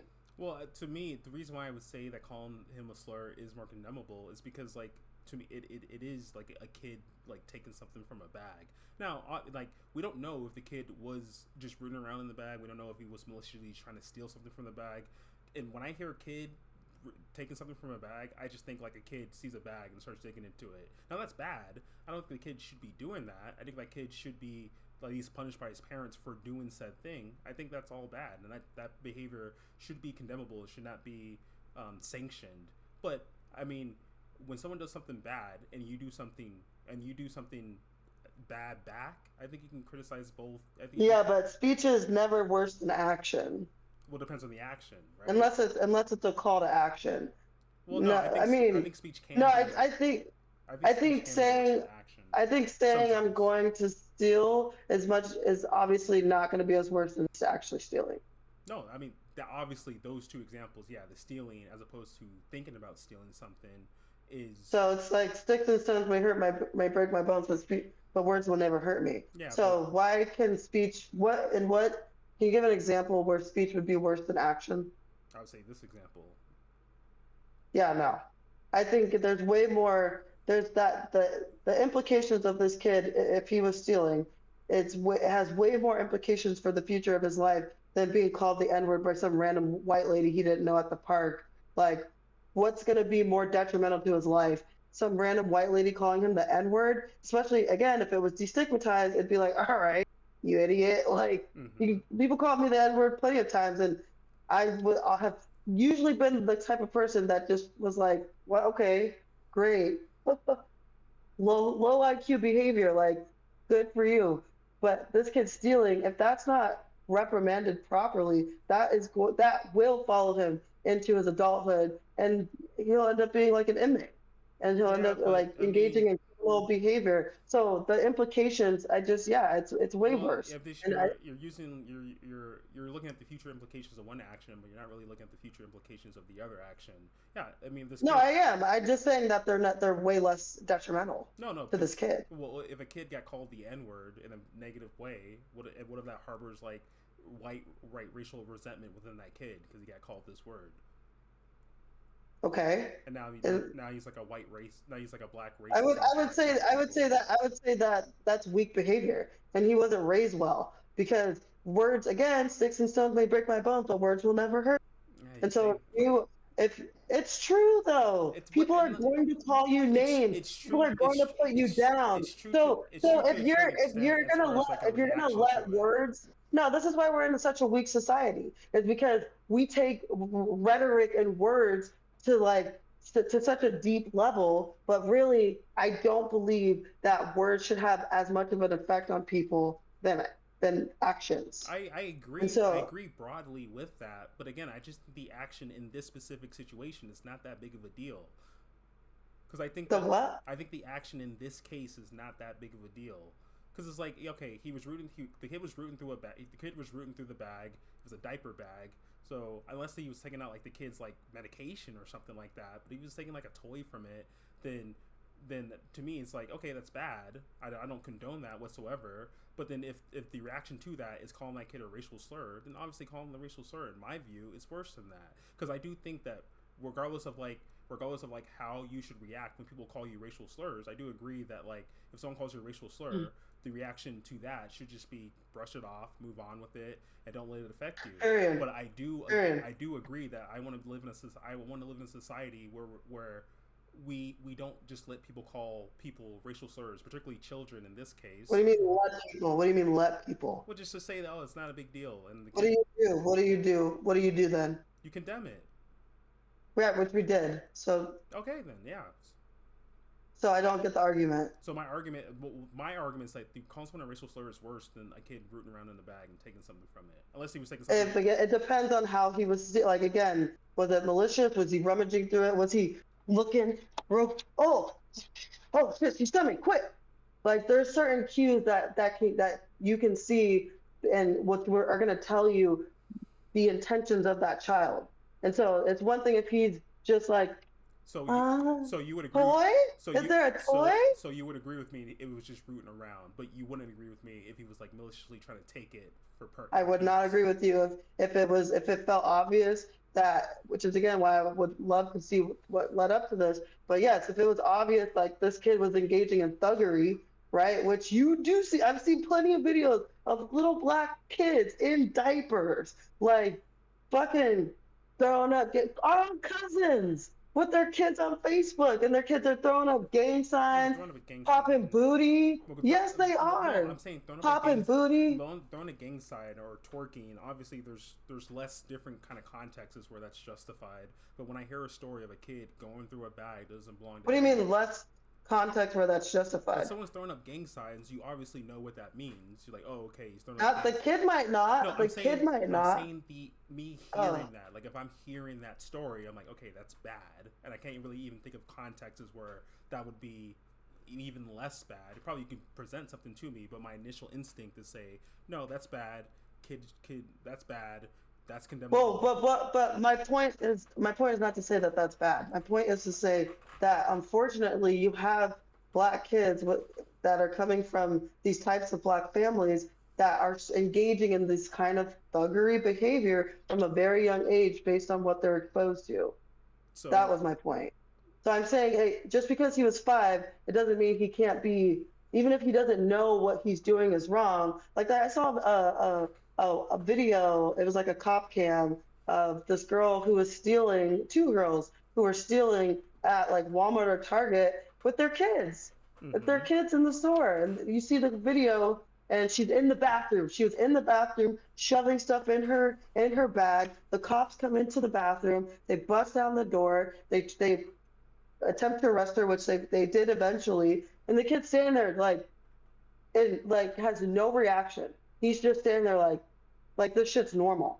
He wasn't like, he's not, no. The kid's like, I mean, like, and again, I don't know, maybe he had autism, but it was just like, I feel like even like an like that's just like they're literally taking down, and like it's just like this kid is just like no reaction whatsoever. Like why? I don't know. It was just abnormal behavior, I would say. But my main point is that you have these kids. Abnormal situation, right? Right, but I would say normally when a child's parent is being aggressed upon, that's very traumatic for the child, and they're typically going to react in a very traumatic way. To have no reaction is abnormal to a situation. Yeah, it was a side comment. It doesn't speak to my main point, which is a lot like you do have a lot of black kids at a young age being exposed to this type of behavior, which then they're engaging in this behavior at a young age. So it's not far-fetched to say, I don't know this kid's family, I don't know where he comes from, but it's not far-fetched to say even at 5 years old, he could have been like going through her bag with the intent to steal, even if he didn't necessarily know it was wrong. Okay, but I mean, just like even if he was like maliciously trying to steal, I just think that's more condemnable than a word that somebody uses. Yeah, I think okay, it can be more condemnable, but you still shouldn't call that kid a slur. Yeah, I didn't say that. I'm just saying it's crazy. It's the focus, right? So I just think it's worse that we have kids out here that are possibly stealing with malicious intent, and that's just in this situation. But I like is in a lot of situations, what we choose to focus on as a society, mostly on the left, is the things that people say rather than the things that are being done that are, I would consider, way more condemnable than any word that could ever be used. We're focusing on the story, not just because you called them, because even. But this is it's just the broader conversation. Like I've already said, I condemn what this woman did. I'm not saying you're not condemning the woman. No. I'm just saying I've already addressed the story. Mhm. I'm speaking to like just the broader conversation of like, why do we focus so much on words, but like when it comes to like this really terrible behavior that people are engaging in, especially on the left, they're never wanted to really talk about that. I mean, okay, so I just don't. I mean, we're just talking about like the stories that we choose to focus on. I mean, like I do think the left has a blind spot when it comes to like crime and things like that. I just Right. If a kid's still in Maybe to bring it back to the story. In the video, the guy, he said, "You called him the N-word, da da da da," and she was like, "Well, if he's gonna act like one," he was like, "But that gives you a right to call him the N-word," and she goes, "Well, he was rummaging through my bag trying to steal stuff out of my son's bag." And he flips over to the kid. He goes back to her. He goes, "So you think that gives you the right to call him the N-word?" And I get it. Like in that moment, it's like his focus is on the N-word. But like at that moment, I was like, actually, that's pretty fucked up if that kid was rummaging through her bag in the way that she's saying that she's claiming he did. And so like I would hope that even after that guy shamed her, he would also go to the kid. Well, maybe it's not his kid. Maybe he shouldn't talk to the kid, but like maybe go to the parents and say like, "Hey, your kid was caught stealing, rummaging through this lady's bag. Like, you should like make sure your kid doesn't do that." And so like, I don't know if that happened after the video. He didn't seem to have a care about it. And I think that that's just as problematic, if not more, than the words that people use. I guess it's just, I mean, again, I guess it's just the context that we need for the entire story. Because to me, when I hear rummaging in the bag, I just hear a kid sees a bag and he just starts going through it. And I mean, that's not good, but like if it's just that, then I don't think that justifies her using the slur. And I do think using the slur in that situation is way worse. What would justify her using the slur? Nothing would justify it. I would say, well, not, I say... It doesn't really matter. No, I started using the word justify. I'm just saying, like, if we're going to give moral weight to both actions, because you're saying that that's worse, that we're giving more moral weight to her using this word than us not really even focusing on the kid taking something from her bag. I'm saying it's worse for giving no moral weight to what the kid possibly did. I think, and that's why I bring up the broader conversation, because I do see this trend of like just ignoring thuggery and like ghetto thieving behavior. I guess I would on the left, more specifically on the left, and this annoying focus on rhetoric when it's just like, all right, yeah, they said something that they shouldn't have said, but it's also like, brush that shit off, bro. Keep it pushing. Fuck that person anyway. Yeah, no, that's a good individual viewpoint to take when someone does call you a slur. But on a societal level, I do think we should condemn those people. And as far as the idea of like people not focusing on the kid taken from things, I think for one, I just don't think we have the context for what does rummaging through her bag, what does that look like? I think if you have but that guy didn't care to ask, even gauge that context. Well, he probably only saw the scenario when the woman called him the N-word. Right, but when she said, "Yeah, well, he was rummaging through my bag," so yeah, because that gives you the right to call him the N-word. Because I do agree that like no matter what, you shouldn't call him a racial slur. If she called him a thief and he but again, no matter what it's like that there's no justification for that word at all anyway. But she used so it's like, right. But still, I do just think there's that like actions have more implications. I think like for the implications of our society, it matters way more that we have kids out here possibly, allegedly, stealing, which is a problem within the Black community in general. I think that's a much bigger problem, which I'd much rather focus on than like a word that somebody used that I just has much less weight with me than it does with a lot of Black people. Okay. Well, continue with Ben Shapiro, because he's going to talk about why he thinks giving her Gibson go is not a good thing. But even the worst offenders. So my friend Matt Walsh on Monday made this argument. It's an interesting, I think fascinating and colorable argument. Sometimes you do have to fight fire with fire. It's a pragmatic argument. right? That if you want to get rid of cancellation of people who shouldn't be canceled, then you have to basically stop the social media mob. The problem is I don't think that this tactic is going to work pragmatically. In fact, I think it's going to fail. It's one thing to declare a sort of mutually assured destruction in a case where the parties involved are responsive and responsible. So, for example, I have argued in favor of a sort of mutually assured destruction to stop secondary corporate boycott tactics that the left enjoyed for decades. So I, along with Matt, agree that sometimes we ought to boycott Bud Light because that teaches corporations to stop pandering to the woke, even if generally speaking we don't like boycotts. But that only works for one reason. Corporations are responsive to the market. They are responsible to their shareholders. You know who's not responsive or responsible? Social media mobs, by definition. So the idea that if you make a person who does a bad thing rich, then the even worse people targeting her will stop targeting her, that's not going to happen on an actual practical level. What actually will happen is that each side is going to continue to fund and support its own worst offenders, thus leading to even further general degradation of the social fabric.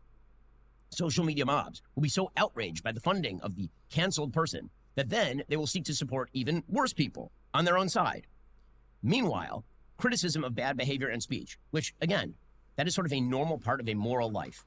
It says in the Bible that you're not supposed to put a stumbling block before a blind person. What that means is that you are not supposed to let people go without warning if they are engaging in bad behavior.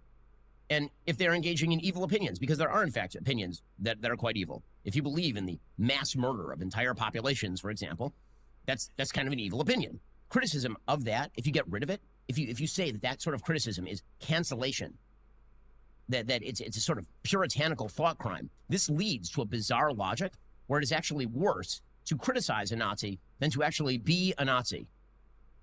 Or where it is worse to actually criticize the woke insanity than to be a woke insane person. Mobs in general are not dissuaded by the failure of their cause. In fact, they're very often emboldened by it. The only thing that actually will stop a mob is the judicious application of countermeasures. You rob them of their initiative. So, for example, the equal application of law. If somebody is being doxxed, physically threatened, those people should be tracked down by law enforcement and go to jail because they're violating the law. We should support people whose social sanction, whose cancellation, far outweighs the supposed social crime. We should support them, not as sort of a moral matter because what they said is great, but because if the punishment outweighs the crime, if it's way too extreme for the crime, that is a bad thing for the system. We should totally oppose, obviously, inappropriate cancellation. When people are canceled for dumb reasons, that should be complete support. And we should allow forgiveness where appropriate. People should, in fact, ask for forgiveness, and we should give it to them. One of the reasons forgiveness has gone out of style is because people feel like they're going to be dunked on the moment that they actually ask for forgiveness by the social media mob. But the bottom line is this. If we are going to share a society together, a social fabric does require a more nuanced view of how we treat these sorts of things that we don't like. And that nuanced view can't just be cancel everyone or cancel no one. And cancellation itself has to be actually really defined. What does it mean? Because if we now define cancellation as just being criticized by somebody, you've actually shut down free speech. You haven't exacerbated or made better free speech.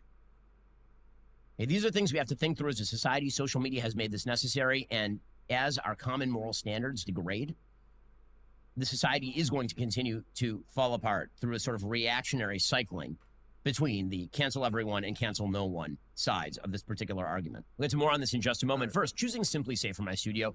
So that's pretty much his that's pretty much his argument, where he says, like, because people are supporting Shiloh, the people who are liable to try to do a cancellation in the future, that they're still going to try to do the cancellation, but also because this is kind of like people get real tribal when it comes to cancellations. They have their side and they have their side and have the enemy side. So they're going to be disincentivized from criticizing bad actions on their side while still looking for cancelable targets on the enemy side to kind of go with. Which I do agree with that argument, that like we're seeing this is like a continuation towards a downward spiral where like it's just going to be extremely tribal when it comes to like these cancellations. So you were just explaining his point, or is that your point? Pretty much. I do agree, but I think that's a sum up of his argument. I mean, he makes like a good point. I don't. I mean, it's a good point. It's It's possible that he's right. Um, but I still think I don't really agree completely because I don't think that people are supporting Shiloh just because of being against cancel culture. I think people are also supporting Shiloh because one, because of free speech, and two, because of again, like, because he mentioned like, we there should be some things that are cancelable, but how are they cancelable? And the thing is like the doxing, the trying to get people to lose their jobs, things like that. I think that that's just completely unacceptable. And so like to Matt Walsh's point, like a lot of people are sending money for the simple fact that like her livelihood has been uh, like destroyed because of being doxxed, because of all her information being put out there. I don't know if she lost her job, but it sounds like they're constantly on the move, which I don't know how you would have a stable job unless you worked remotely. But even then, your job would be at risk if you don't have like reliable Wi-Fi, whatever. Their kids' education is now suffering because they're constantly on the move. Their kids are not in school. So I think that it is justified to give this woman money because of the way that the left cancels people. Again, that's why I don't necessarily disagree that like saying the N word. I'm okay if the N word is is condemnable. I'm also okay if it's not condemnable. And I say that is because I think she wouldn't have used the word in the first place if it was destigmatized. The only reason she used it is because it's stigmatized. Maybe to your point, maybe she would have just used another word that was stigmatized. But I think when you take away the power from the word, then why are people going to use the word? Because they use it because of the power that it has. So that's why I'm kind of for destigmatizing it, because I just think then people won't use the word in that way, just like the way Black people use the word. Now it's like bitch. It's like the word bitch. The word bitch used to be a terrible word to say to people. Now you have people like, hey bitch, what up? What up, bitch? Yeah, Like, but bitch is so slur. Like if you call the kid a bitch. exactly. So it depends on how it's said. It's the connotation of it. But the thing is, the stigma of the N word is there's no connotation to it when it comes to the left and when it comes to Black people, most Black people. There's no range of stigma. It's the whole word is stigmatized. Okay. Because I feel like I think that's where you start losing me. But I think I know what you mean. Where like you're just saying like the broader how people see the N word in general. I guess so. Like for this distinction, like as far as like the context within the Shiloh Hendrix thing, would you say there's any context in terms in which she used that word, which it would be, I don't want to say justifiable, but there's different weights to it morally how she uses the word. I will say yes because of the story I gave of the my client that made that clear distinction of like I'm not an N word, right? I'm not the hard because what that means to her is like this kind of ghetto Black person, and I do think that that does matter to me because if that's how she meant it, it's still I still don't agree with it, but it makes it a little less. I don't not much, but it makes it slightly less condemnable because it's not coming from a place of racism. It's coming from a place of kind of like cruelty. She meant to be cruel, and it's also coming from but she does attribute it to a specific type of Black person. So it's not like she just looks at all Black people as hard R N word. Yeah, but if the distinction is between racism and cruelty, to me it's the cruelty aspect that's the condemnable part.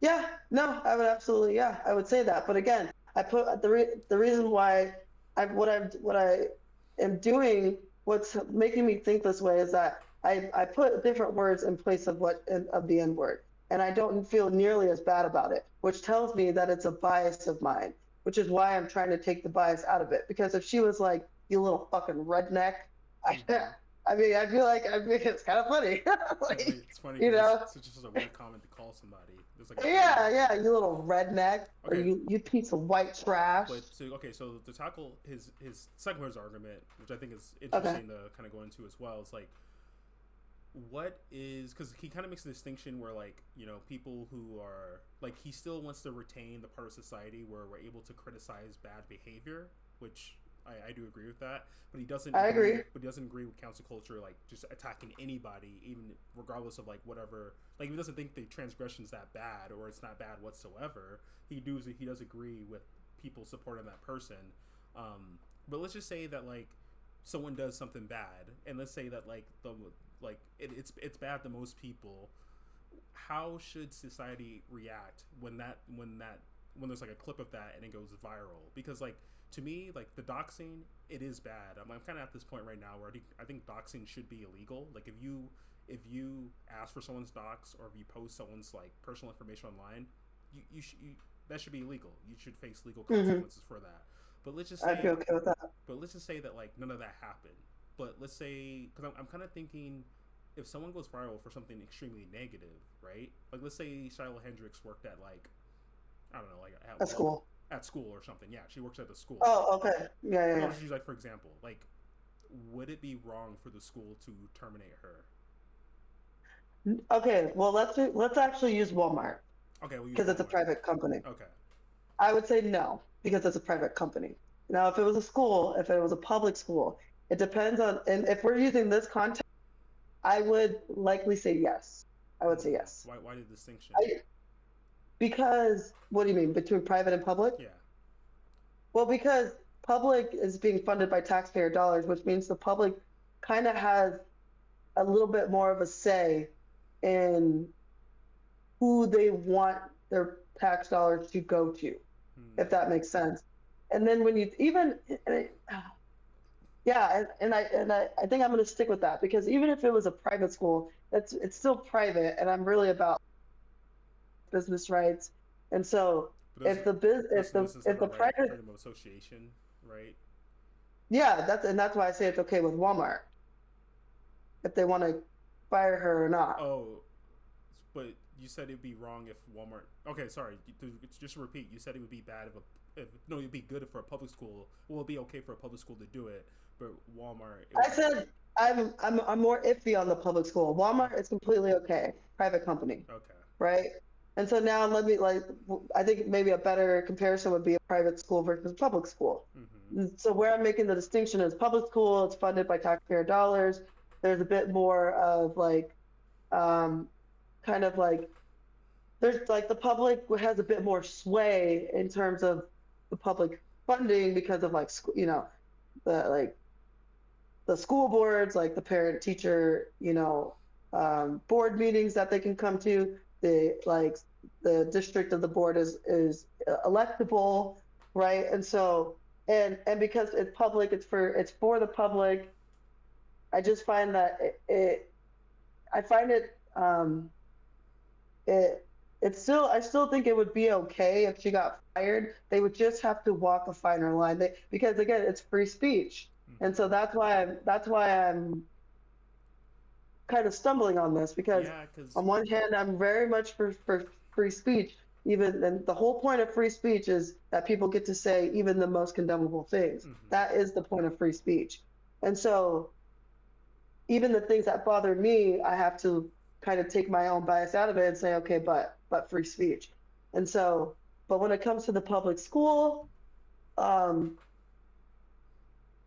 think it's just the context, right? And so it's tricky. Yeah, it's tricky. It's one thing if she said, I hate N-words, or I hate black people, right? That's like, because what I think with a lot of these cancellations, like I think the Shiloh Hendrix one is probably it's the most condemnable as far as like we're trying to cancel this one person. But mm-hmm. I mean it's never going to be this like black and white, or even in a lot of mm-hmm. examples, the person getting canceled, they didn't do anything bad whatsoever. It's just like there's like this social ill in our society that's saying that like innocuous things are like the worst things. But I just, when it comes to like these cancellations and like people losing their jobs, it's really tough, because even if the person, in my view, didn't do anything wrong, if the public has generally come to the conclusion that they did do something wrong, I mean, wherever that person works at, there's going to be backlash even against that place, even against that place of work. Like the city bike, Right. we'll put Shiloh aside. The city bike Karen, which we both agree is like a terrible cancellation. I mean, Mhm. if it became public that where she worked, and I'm not sure, but I'm assuming that the place of work got a lot of intense backlash from that. Like, what if the patients that she was working with didn't feel comfortable working with her anymore? I mean, like, there are still like justifiable reasons within like, should we keep this person on, why the work would decide for pragmatic reasons that they would just let that person go. And that's the part of cancel culture that I'm just not really sure how to solve, because it's kind of like Right. when the The cancellation. things that are made cancelable are just unreasonable. But Mhm. cancel culture in and of itself, I'm not completely against. Yeah. No, I guess it's like I would say, because I think. Oh, I'm so sorry. Hold on, real quick. No, take your time. I am gonna. Well, you got to pull it up, but take your time. Take your time. No, it's okay. No, you're good. I just thought I heard the front door open, but You okay? You maybe good? it was just Josh. Yeah, I'm like, do I need to grab my, Grab need my to grab my keys. pistol? Uh-huh. All right. Well, if you But need anyway, if so you need to leave, that's all yeah, good. no, you're good. But no, yeah. Um, There's a distinction that I've heard people make where there's a difference between cancel culture and accountability culture. Whereas like if someone does something mm-hmm. that is morally condemnable and there's like really no, like everyone agrees that it is morally condemnable, then there's got to be a way to kind of like hold those people accountable. I just, when it goes so viral and there's so much negative heat on it, I don't really know how to solve the issue, because Yeah, I think like no matter how bad things are that you did, should you lose your job over it? I I tend to want to say no. but I think it's like a natural I tend to want to say consequence. no. Yeah, and yeah, I, I, I really want to say that you can really only lose your job. You break the law, right? Yeah, So and that's why I don't tend to agree with it, because like free speech is not breaking the law. But I also do think it's context, right? Because if you work at a school and you're like, I hate kids, then it's kind of like, yeah. probably shouldn't have the person working with kids then, Mm-hmm. So, but it's hard to balance, because I also feel like businesses should have the right to terminate people, even because it might just be like you're not jiving well with the culture of the job, right? Of the Or business. even if like And your employment there just brings a lot of issues to that business, like right, if right. they start I losing think that's business over it, fair. I wouldn't say fair, but I think it is like there's really nothing much you can do about it, because Yeah, you don't want to start outlawing that that's what jobs. that's what I Yeah, mean. Yeah. you don't want to outlaw that jobs Because come in to a other in a in people. a sane society, it would be fair, Yeah, right? But our society's not very sane right now, and that's the problem. And yeah, so that's why I don't think the solution to that is, well, you can't allow businesses to fire people, because that's a rabbit hole already in and of itself. mm-hmm. And so I don't think the solution to that is, well, businesses can't fire Yeah. people No, I agree with for that. frivolous reasons. But The actual thing to address is the culture and the society, which is again why I'm okay with destigmatizing the N word. yeah, but even in a sane society, I don't know. I just like, is there obviously, if you say something that indicates that you're not the proper person in your role, that's one thing. Like, yeah, if you said I fucking hate kids and you're a teacher, then it's like, yeah. Or if you say like pedophilic things and then you're a teacher, then yeah, get the fuck out of here. But if you say Yeah, something that's like completely unrelated to your job, and doesn't like say anything about how well you can operate within that job, but you get fired from that job anyway. Even a sane society, I can see that happening, and I just don't know what the solution is for that. I think it's. I don't see it happening in a sane society, because I think one of the biggest problems with our society is that we're too privileged, we Mm-hmm. have it too good. Back in the day, people didn't have time to be pissed off about shit. Well, Like, not to say that there weren't petty people, right? I think it's But just smart. I like think it's the just thing smartphones. I think people are just like, they're hearing stories that. that's a part of it too. Yeah. Like, it's multifactorial. But my main thing is, like, back then, like, when people have when people have more time, because we live in the age of convenience, when people have more time, more access, easier lives, and less worries, even though Americans probably wouldn't say that, but I do think that's generally true, like relative to the world, that we have more time to be worried about things that are just really just ridiculous. Mm, I do think that's part of the issue, but it's also a lack of a shared culture, a growing lack of shared culture that we have, yeah, and this growing divide between what we actually value, and you just have this side that's increasingly not valuing free speech as much, or valuing like political correctness and like social justice more than like free speech and like kind of like being like analytic when it comes to situations, being contextual. Like mm, I find that people aren't very contextual. It's just yeah. I like it. guess. Yeah, I guess like a shared culture would definitely help with that because if we all have the same view of like what is condemnable and what isn't condemnable, then Right. it would help. But the fact that I'm even hesitant to say that Shiloh should lose her job, it depends what she does. But the fact that I'm even hesitant to say that she should lose her job over calling someone the N word, which I think even in a society that has mutual moral values, that I do think that this action should be condemnable. But I don't think she should lose her job over it. So Right. I think It's how you condemn it. It's yeah, how. because you can talk about That's till you're where. blue in the face, but I think people are just gonna have natural reactions to like And the if only reason why I think it's condemnable is because in general, I think we should be polite. I just think we should engage with people politely. That's my main reason for it being condemnable. hmm, Maybe also plus like the racial component, but I find that harder to say just because it's way easier to call someone white trash, redneck, all fuck the Jews, all these things. And so I would rather bring the N word down to that level than bring everything else up because I just think I think personally that there's better things that could be tabooed than like words. yeah, I agree with that. I don't know, maybe I don't know about the process, but I do agree that there's different levels to it. Where the N word sits at like the pedestal of like what you shouldn't call people. But how you doing on time? I don't like if we did anything else, I wouldn't watch the full Piers Morgan interview, but I do want to watch that Oh interview with the yeah. CEO. But how you on in time? Okay. Uh, um, we could probably go. I wouldn't mind going till 10:30. That's fine. Okay. All right. Here, are you gonna send it Yeah, or what? I'm gonna send it. Give me 1 second. I was hoping we got to watch the Mark Lamont Hill I freak mean, out. That shit was funny. let's do the interview because the freak out is at the end, right? I don't know. I Yeah. just saw Yeah. that clip. Yeah, I think it's at the end where that's when he invites her to say it. Is at the end of the final closing. Oh sequence. yeah, yeah, I think you're right. Yeah. So yeah, let's watch Oh my gosh. Hello, fellow. so let's watch the CEO interview, and then if we got time, we'll just watch The way things are freak out. going, you're going to make a Okay.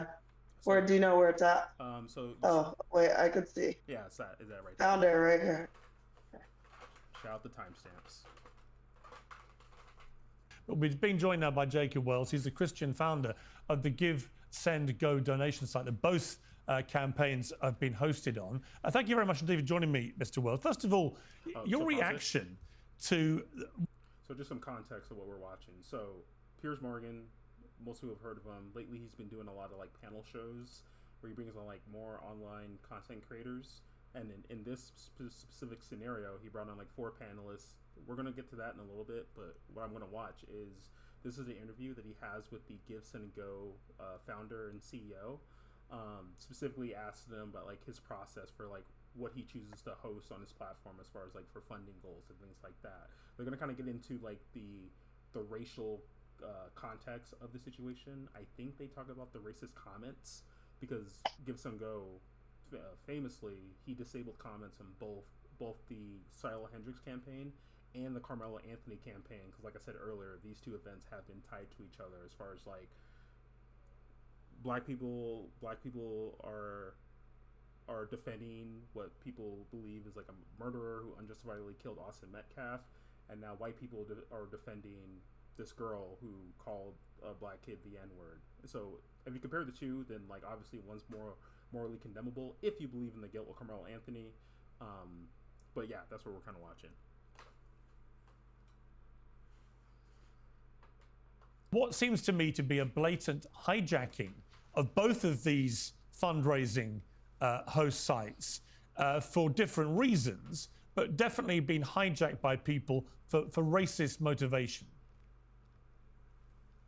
No, I think that's completely correct, Pierce. I do think that there was an element here that did hijack, that came at this and really became a racist, tribalist element between the two campaigns. Independently of themselves, I think that they would have existed on our platform in a whole different manner, but because of the narratives around them and the proximity to each other, they created a life of their own, and it is unfortunate. It's sad to see, because as a Christian myself, what I respect about humanity and the image of God on us, I believe that we're all valuable. I believe that people have dignity and worth, and we want to see that upheld for people, even in difficult moments. That's why our platform exists, is to share hope with people.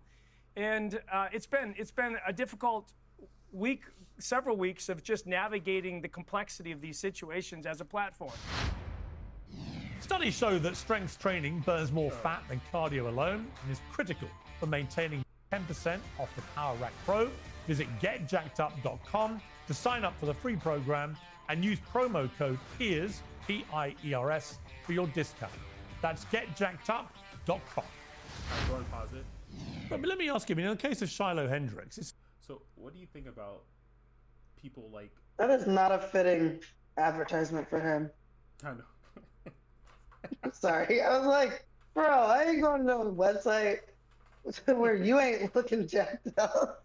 Look, dude, he's trying to get paid, all right?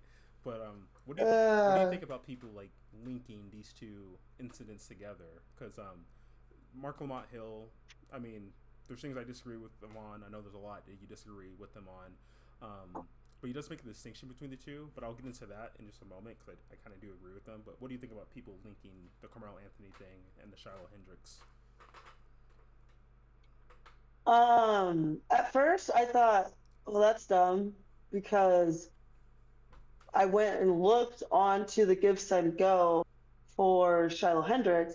I didn't see any comments, but I didn't know what I now know. Mm-hmm. And so I was like, well, what's the point of comparing them? There's no racist comments under her Give, Send, Go. But so other than that, I do. So ask your question again, if you don't mind. Yeah, just like, because people are linking the two. They're saying they're related to each other as far as, I think, for multiple different reasons. One, for like, because they're both racially charged incidents. Two is because, you know, one side defended someone that did something morally condemnable. Now we're going to defend someone who also did something morally condemnable. Right. And yeah, and the racist comments, how they were both under both funding goals, and then they got disabled at the same time. So, I mean, that's that third part. Right. That third part is more post hoc, because that's Mm-hmm. already the link was between the two even before the comments got disabled. I see. Right. And my first thought was like, okay, well, there's no comments under Shiloh Hendrix. So it's like, we don't know that, like, a lot of the people that are donating is based on racism, like we saw under the Carmelo Anthony fundraiser. And so that was my initial thought, because I was like, well, what was so annoying about the Carmelo Anthony thing was, one, I just think it's pretty obvious he did something wrong. I don't know if he's guilty, but he definitely did something wrong. And they're supporting him. They're supporting him trying to evade justice, is what it seems like. On the other hand, Shiloh Hendrix, and I definitely take the same kind of view of Shiloh Hendrix, because she did something like wrong, morally wrong. I don't know if it's morally wrong, but wrong. Wait, what other context would it be wrong if not morally wrong? Because it's not illegal what she did. It's not illegal. I think it's socially wrong. Okay. I don't know that there's a moral, in my moral framework, that there's anything in my moral framework that would say that that was wrong, except maybe like love thy neighbor, and she clearly wasn't loving my neighbor. So, but I don't put that much moral weight on it. I just think, yeah, that's icky. Like, why did you do that? There's way better ways to handle it. Whereas Carmelo Anthony literally murdered someone. So that's just definitely morally wrong. But either way, what she did was wrong. and so sending money to this person who did, I would say, obviously wrong. Um, I don't think that that's good. Like it doesn't, it just definitely doesn't look good, and it's like that's a fine line to walk, because are you supporting her because you support or justify what she did, or are you supporting her because you don't agree with cancel culture and you don't agree that she was doxxed and you want to help her because she, she was doxxed and now her life's been ruined because of it. And so, um, I guess I don't know what I think about them being. I, I, the last thing I'll say about it is that I see the comparison, because I do think that what made it more okay for people to donate to Shiloh's cause is that people were so outraged about how much money Carmelo Anthony raised, even though it seemed that he was obviously in the wrong. Mm-hmm. And so I think it kind of opened the door for people to do something just as kind of, maybe more, you could say morally wrong, or like obviously wrong. It opened the door for people to do something that was just as wrong, not just as wrong, but that was wrong, because it was kind of a backlash to the Carmelo Anthony fundraising. Yeah, I mean, so I see the argument where it's like, yeah, if you're convinced that what Carmelo Anthony did was wrong, and even like, I mean, if people are using the term murder, then you think he's guilty as well for whatever trial that he's going to face. And the fact that people were like donating to it, and even before the Shiloh Hendrix situation happened, people were leaving very anti-white racist comments underneath the Give Send Go. So that gives like the implication that people are not only donating not because they think he's innocent and that was a legitimate use of self-defense, but just because they just don't like white people and they don't want to see Carmelo Anthony like going to jail, or like having like a bad defense, if I want to say it charitably, because they think that like a white person was like doing something wrong to him, and he reacted justifiably. So when people see that, and race does get pulled into that, when they see like an explicitly racial situation, and they kind of see this double standard as far as like, if a black guy can't get canceled for literally murdering like a white kid, why should a white woman get canceled for just calling the kid the N-word? Which obviously, right. if you do believe that Carmelo Anthony is guilty, I lean that way.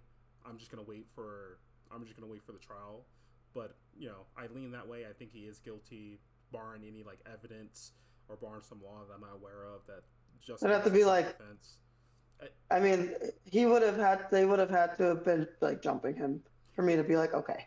Yeah, and to me, that's why I'm just like I'm holding off from having like any strong like he murdered somebody. Now, still what I do think was do I think that what Carmelo Anthony did in that situation is still condemnable to a certain extent? Yeah, I do think so. I think he shouldn't have been there, and even if he was like, even if he thought he should have been there, and Austin Metcalf didn't have the right to ask him to leave, like. If it is just like Austin was just trying to like pull him away, push him out, anything like that, you don't escalate that to stabbing.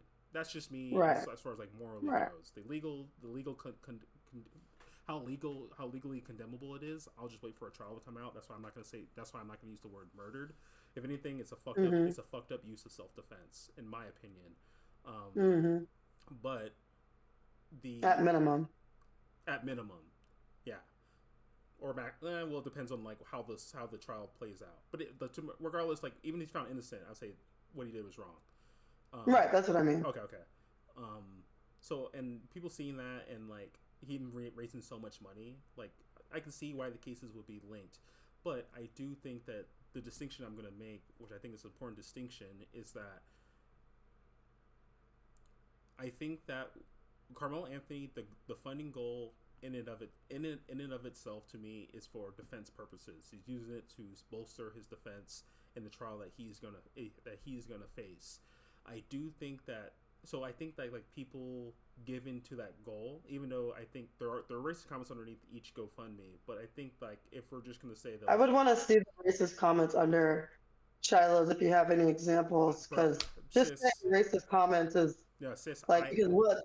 I tried to find them because I started looking for it after it got disabled. I could not find screenshots. Well, no, Yeah, I would those- want to see the comments Yeah. before I compare them and say, well, they both made racist bro, comments. take it for what it's worth. But when the story went viral, I did go on the page and looked at some of the comments myself. I didn't save them, unfortunately, but there were some of them that was like, we can't let them getting away with this. Obviously, in reference to the Carmelo Anthony one, this was a very common racist thing that people do with comments, where like someone will type the letter N, and then someone will reply to that with the I, and then G. Like they'll put that. They put their comments. Stuff like Yeah, but how? Go ahead. No, stuff like we can't keep living around these people. Like it's like stuff like that. I think that's all fair though. Like, I think that's all fair. I don't think that, like, because I mean, and I mean,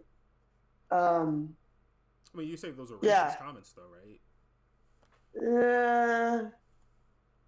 Yeah. I mean, I don't really want to live around black people either. I think plenty of black people don't really want to live around black people. So I don't know. I mean, and now I'm having a hard time remembering do you remember some of the comments from Carmelo Anthony's post?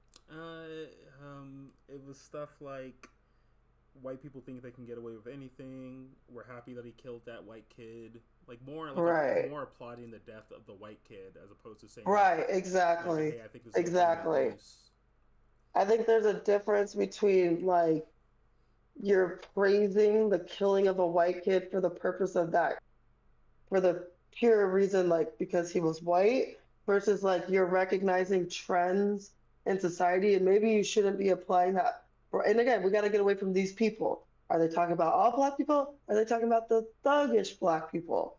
Like that's kind of broad, and that's why I say even a lot of black people don't want to live around black people, like because it's like these black communities that tend to harbor a lot of these like very negative qualities, and so I like for those comments to be on par with each other, I would want to see something like, like something that's very blanket towards all black people, and it's something that's just like wanting the destruction of black people in a way. Yeah. Well, I hope black people die. They're so annoying. They're always stealing. They should just die. Something like along those lines. Yeah, I wish I had the comments, because I would say that,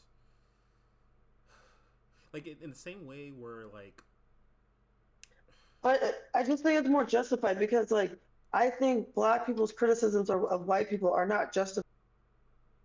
I think it's all based on historical context that has no real application to current day. Like their criticisms of white people are just so unfounded. Whereas the criticisms of black people have supportive evidence for like the like negative but you're I think that qualities of the black communities. We're getting back into the conversation we had a couple of weeks ago, where I think that it's a distinction between like the black population and the black community. Because I think if you want to criticize like a negative... I'm just saying there's more like we don't have to go back to that. There's no supporting evidence in modern day for like there's just this mass like racism coming from white people, and it's like ubiquitous, and like you just can't escape it. Whereas I think the evidence on the other side is way more founded. I'm just saying that they have more of a basis of being like, yo, these like black people really don't fucking like us. Black people really don't like white people. And obviously that's not all black people, but again, I'm just saying there's more evidence to support that. Yeah, but if it's surveys, polls. But regardless of the evidence, if you're applying it to like all black people, it's still unjustified. I mean, it depends on how you're applying it. Like, Like I think if you're getting like broader, because I think I mean, that's just a gray area. Like, you would hope that people are more nuanced in like how they are interacting with Black people. You would hope that they're more nuanced, but that's easier said than done. Like, especially when if you've had an experience and it's like, like out of like 10 Black people, 9 of them have like treated you the same way. It's like you're going to become more and more wary with each interaction. I'm not really saying that that's right, but it's just, I find that to be, that's kind of anecdotal, so that's hard to support. I just am saying, like, again, if you find polls and like over 60 to 70% of Black people are, I forget what that poll was. You remember that one guy, comics, and he got canceled because he said, I guess we should just stay away from Black people. oh, You remember that guy? Scott Or something? Scott Adams. Yeah. It was, he was basing it off the poll. Like, it's, like when people speak, it's like, we can't expect people to always just be like, I guess we should stay away from Black people, except the good ones. Except the good ones. Like, he's making a point of saying, like, this is pretty extreme. That like there's like over 60 to or 70% of Black people who feel this way about white people, and it's like, obviously it's a poll, so take it with a grain of salt. But like it's still pretty extreme. And yeah, and but it's, I guess my worry is that because like within like the Black community, there is like a lot of like negative bias against white people. I'm not gonna argue with that whatsoever. But I think if the reaction is for white people to start having a negative bias against Black people, or like obviously, like if you want to like cite evidence like crime stats or something like that, I mean, yeah, it's more based in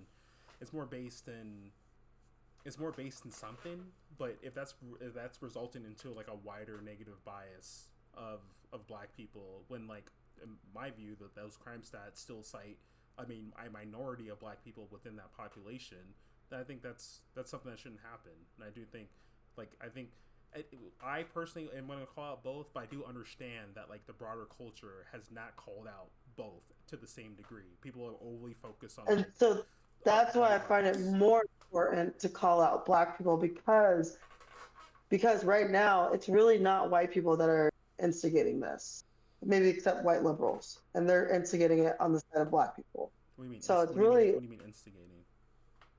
like racism. They're instigating white liberals are instigating racism.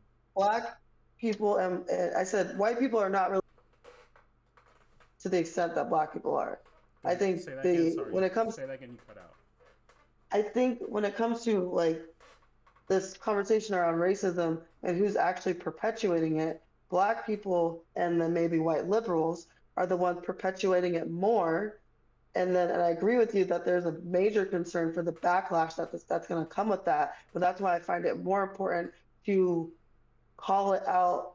I mean, call it out in general, but I find it very important that we're calling it out very strongly when it's anti-white racism, because white people we're at a place where white people are like pretty okay with Black people, I would say. Like, they might have some negative stigmas about them, but for the most part, I find that white people are pretty reasonable when it comes to Black people. And I find that Black people are way less white people and way less contextual, way less analytical, and being able to like distinguish. Would you say that this recent Shiloh Hendrix would make your view that like white people are more okay with Black people? Does that like take away from that view a little bit, even if it doesn't like turn you all the way? I mean, there's been plenty of things that are taking away from that view, but again, I think it's all a reaction to like this continued perpetuation of racism amongst Black people and amongst liberals more generally, which is why I find it more important to call it out on the left. Not that it shouldn't be called out on the right, but because it's mostly coming from the left at this point, it needs to be called out, because all it's going to end up doing is it's going to be way more detrimental to Black people in the future than it could ever be to white people. It sucks as a white person, but it's like, if it really comes to a head, who is it going to hurt more? gonna hurt black people. Yeah, definitely. So that's why and as a black person, I just feel like I have a little bit more credibility with black people. So it's like I find it very important. I'm finding it increasingly important that I call it out. Not that like I experience it too much, but like, and I don't really like the idea of being online except for our podcast. I find that I want to get online, and actually, there's been plenty of videos. Have you heard of black fatigue? Did you see that Black fatigue. trend? Black fatigue. Well, There's a little. I know there's an uptick in terms of like more right-leaning conservative black commentators, but I think it's good. I think it's good.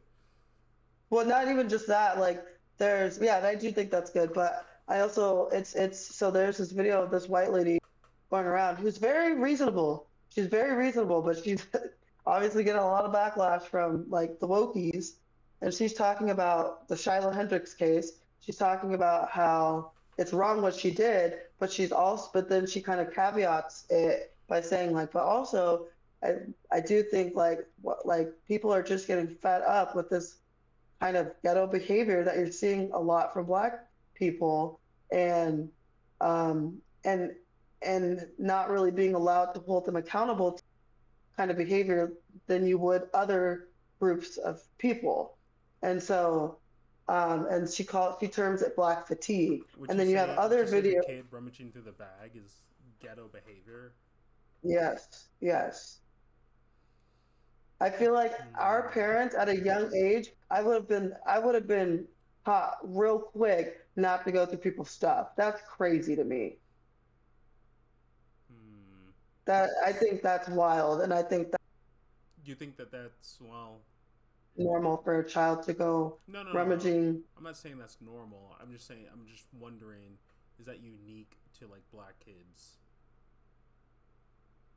I don't know if it is, but because of the stigma that black people have, it's like that's why we have to be even harsher on our community, because we already have a negative stigma, so we have to work harder to counter it. We have to work harder to hold each other accountable, because one, we haven't been doing that, and two, because we haven't been doing that, it's led to a negative stereotype that isn't completely unfounded.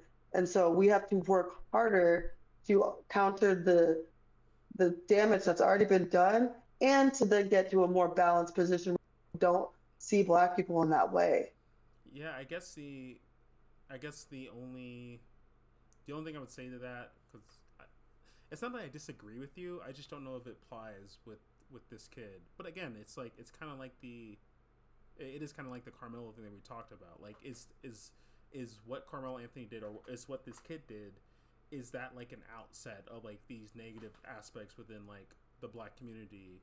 Because to me, like, it's not like, if this kid were like white or any other kind of race, I mean, and I don't think the story would change for me. You probably wouldn't attribute it to his race, but again, that's the problem. Even if it's not an outset from like racial or cultural, maybe like cultural qualities, on the external, it's still going to be applied to that because of the major problem you have on the internal.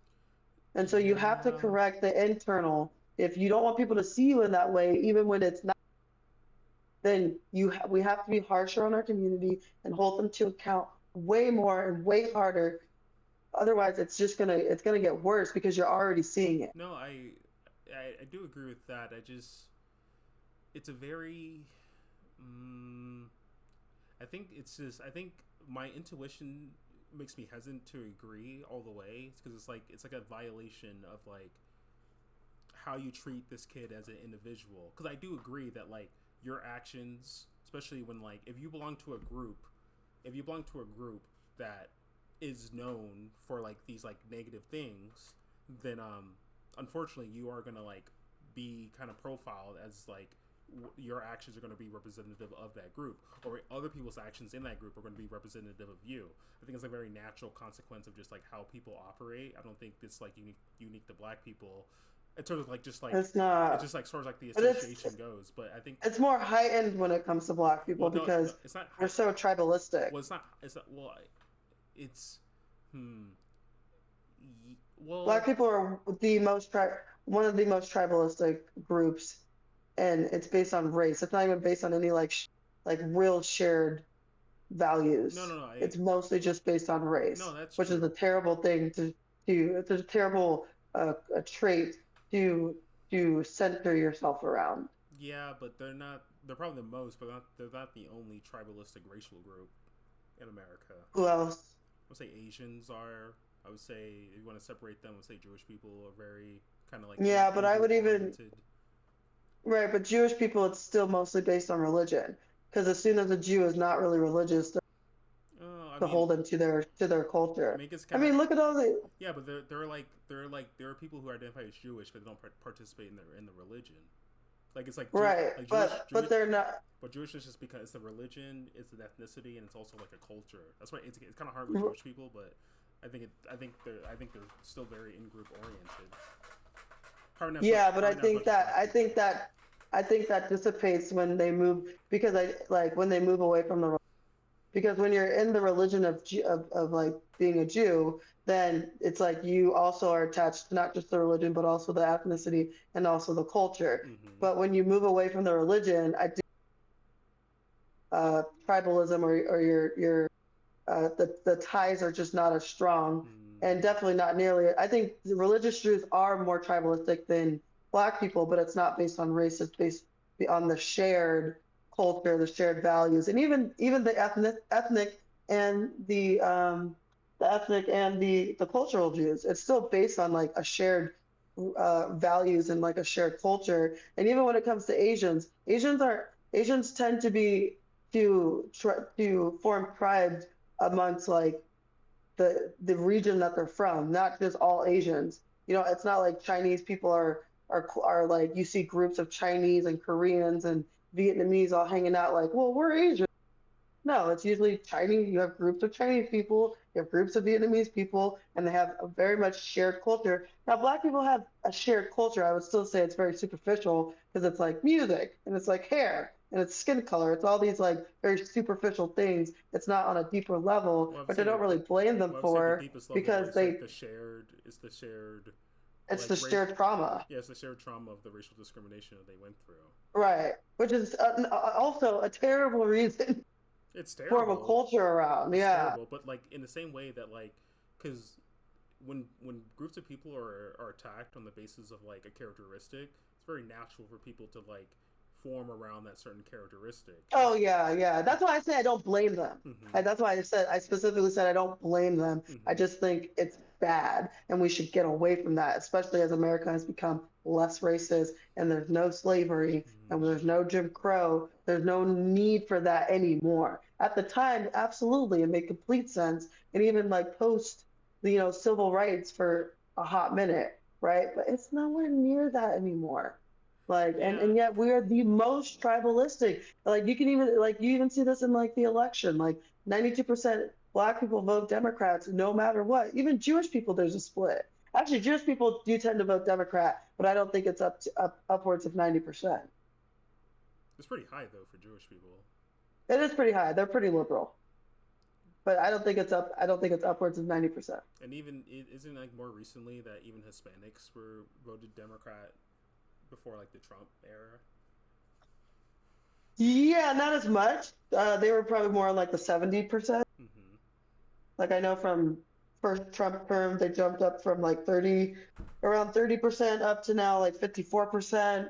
So Yeah, that's it why, was still not nearly as. like voting Go ahead. trends. Voting trends themselves. I mean, that could be a sign of like of tribalism, but I do think that like if certain groups of people are like facing similar situations and one party is appealing to you more politically than the other, then it can make sense that it's not really tribalism. It's like just people voting in the interests of them and their community, like their very specific community that they live in. Yeah. I mean, I don't disagree. Like I said, I don't blame Black people. I just think, oh, there's the percentage for Jewish people. Okay, 80. So it increased. 87 So American Jews in have voted- 2006. I'll just read it out for the audio listeners. Okay. So American Jews. This is pulled from Wikipedia apparently. American Jews have voted about 70 to 80% for Democrats to support increase to 87% for Democratic House candidates during the 06 election. So it's pretty outdated. But I would imagine, Yeah, it is. But I would imagine the trend has probably persisted. The only thing I can think of changing it is the recent Gaza-Israel war, where the Democratic Party was kind of floundering with their support of Israel, and that's probably where Trump picked up, because he was more harsher towards Palestine and Gaza. Right. Let's see, Jewish adults. This is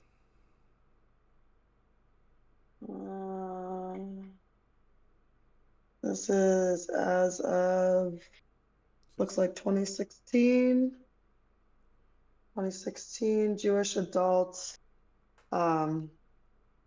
Partisan identification, 29% are Republican, lean Republican, 1% are Democrat. And lean Democrat, but in terms of political ideology, it's a pretty good split between liberal and moderate. So, yeah, it seems like it's definitely dropped off a bit for the Democrats. And I also do wonder how much of it has to do with like just like where you're growing up at, because I imagine that people that live in like densely populated cities are more likely to vote Democrat than Republican, because you're more reliant on the government to kind of like help orient such a densely populated group of people. When you live in a very spaced out area, people are just kind of like are left to their own means, which that appeals more to like just a conservative ideology where we don't really need the government to do much, so we don't want them to do much. So I know Jewish people live. Oh, go ahead. Yeah. Well, plus I just think sorry. Go ahead. Plus I think Jewish people they tend to be, like disproportionately more wealthy than like the average population, and from my understanding, elite. To the left. Yeah. Well, yeah, exactly. It's skewed to the left, exactly. So, which I think has just changed, like you said, because of like the recent war between Gaza and Israel, and just in how much the left seems to kind of oppose Israel. Okay, so we're not going to go back to. Do you want to finish? No, we're not. Are you sure? Yeah, because I can't remember the timestamp where they talk about it, but there's one thing I did want to bring up. So, I was going to try to put this in the pod, but it's going to be really hard to put it in there. But in addition to the Piers Morgan interview, the CEO of Give Send Go also did like a Twitter X space. Where he was talking to a bunch of like right-leaning people. It was a space hosted by Elijah Schaefer. I know your opinion about him is like kind of skewed. I'm pretty firm that I think he's a white nationalist, but that doesn't really even matter. They asked him specifically why was it that Give Send Go only reacted to the comments when there were anti-black comments under Shiloh Hendrix's funding goal, but in Carmelo Anthony's funding goal with all the racist comments, Give Send Go didn't do much about it. So she asked him like why the delayed response, why only the response when it was like anti-black, and he didn't say it explicitly, but he did reference that because of the anti-black comments, that Give Send Go was feeling like a lot of pressure from like these payment processors that help process all the different donations, that like if they allowed those comments to stay up under the Shiloh Hendrix one, then it would have Give Send Go itself would have suffered from being able to like process these donations. So it did kind of bring up like this idea that like the institutions, especially like the financial institutions that help these like donation centers, along with everything else that they do, that like there seems to be a bias within these institutions where they react very harshly when it comes to like anti-black racism, but when it comes to anti-white racism, there seems to be at best a blind spot, or at worst like they just don't even consider it whatsoever, or they're just or they're anti-white racists themselves. Which that's actually really interesting, because I did see on Instagram, I think, of this black girl who was talking about the Shiloh Hendrix situation, and she said, there's no reason to be going after Give Send Go. They don't care. They're not going to, they're not the ones that you should be reaching out to when you're trying to get this woman's, post taken down. If you really want the post to come down, what you should do is reach out to the banks who have to process those payments. something along those lines. So it actually is interesting that you're saying this because it gives weight to what she said. And to first my opinion on it, I do think that there has to be equal enforcement. If like a payment processor or if any type of like, not even financial institution, but if any kind of institution is going to react to like racism or any kind of like racist comments, there's got to be equal enforcement on that. And I'm like, at this point, like I would like to see legislation that if a payment processor is shown to like be enforcing their policy in one end but not enforcing the other one, that they should be punished for that. Because like I think that in itself lends itself to like this bias that a lot of conservatives feel like they're under, where it's like the left can like say and do whatever they want and they won't face any like kind of institutional retribution for it, but the right does like one thing even if it is bad. I think in this case what they're doing is bad, but like if they're only going to get punished for it but the other one's not going to get punished for it, then obviously you're going to have like a lot of like negative reactions to that, and you are going to start seeing that backlash. So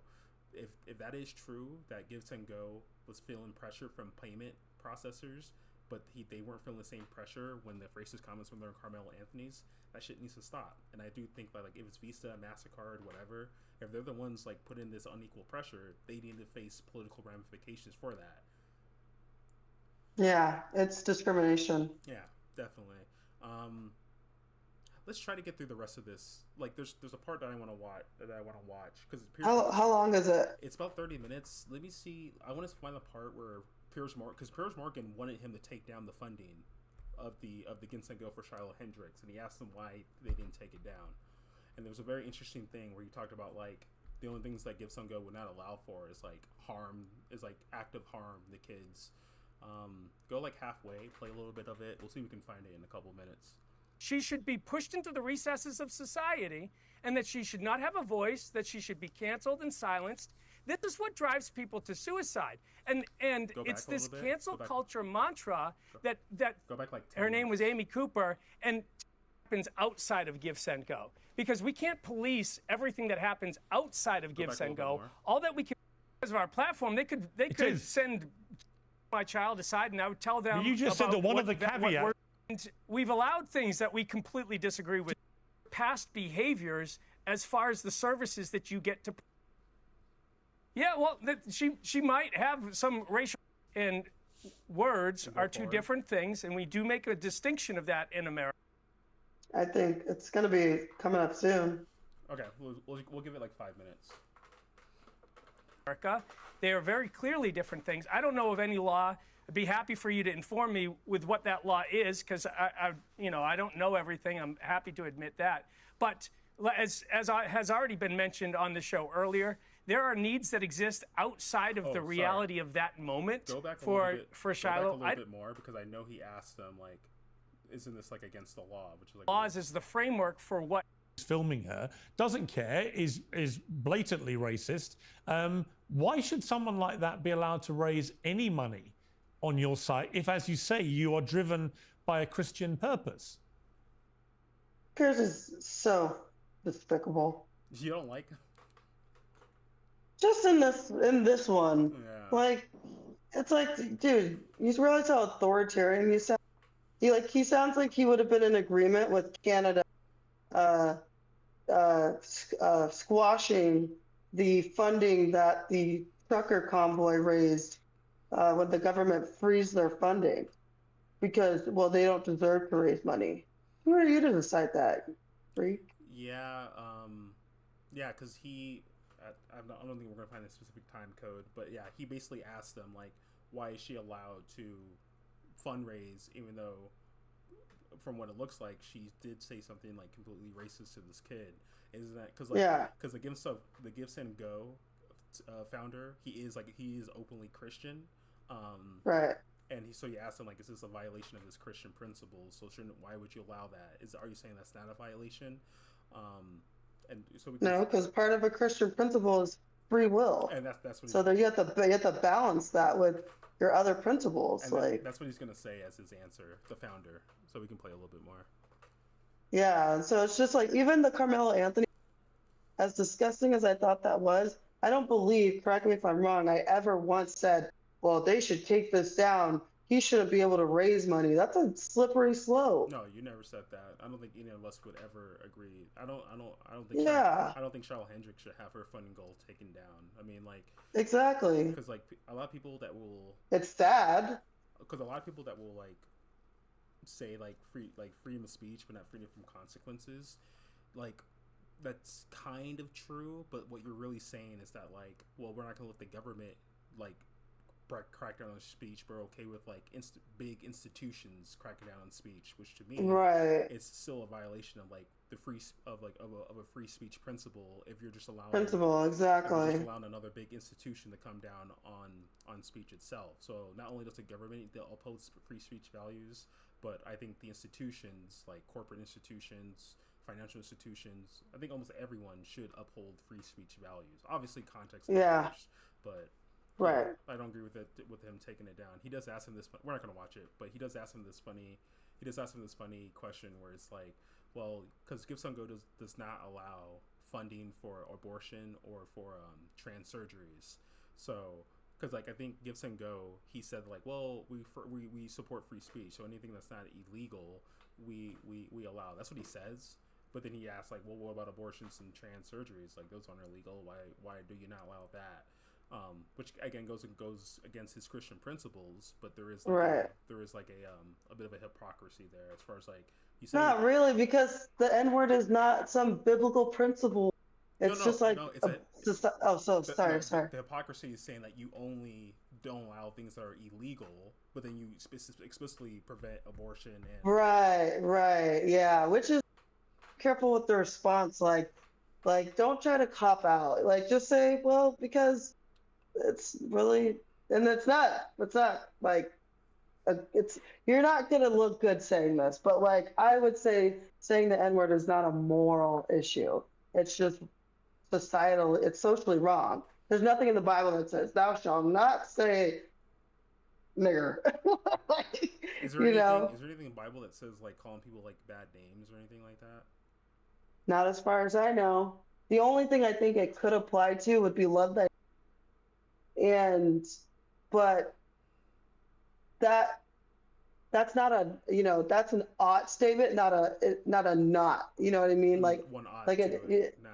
One ought to, exactly. So it's not really, it's like you should, like, thou shalt not murder. Like there's a difference between, that's more explicit of like, this is what you should not do. Mm-hmm. Whereas the ought statements are more of like, there's a little bit more ambiguity of.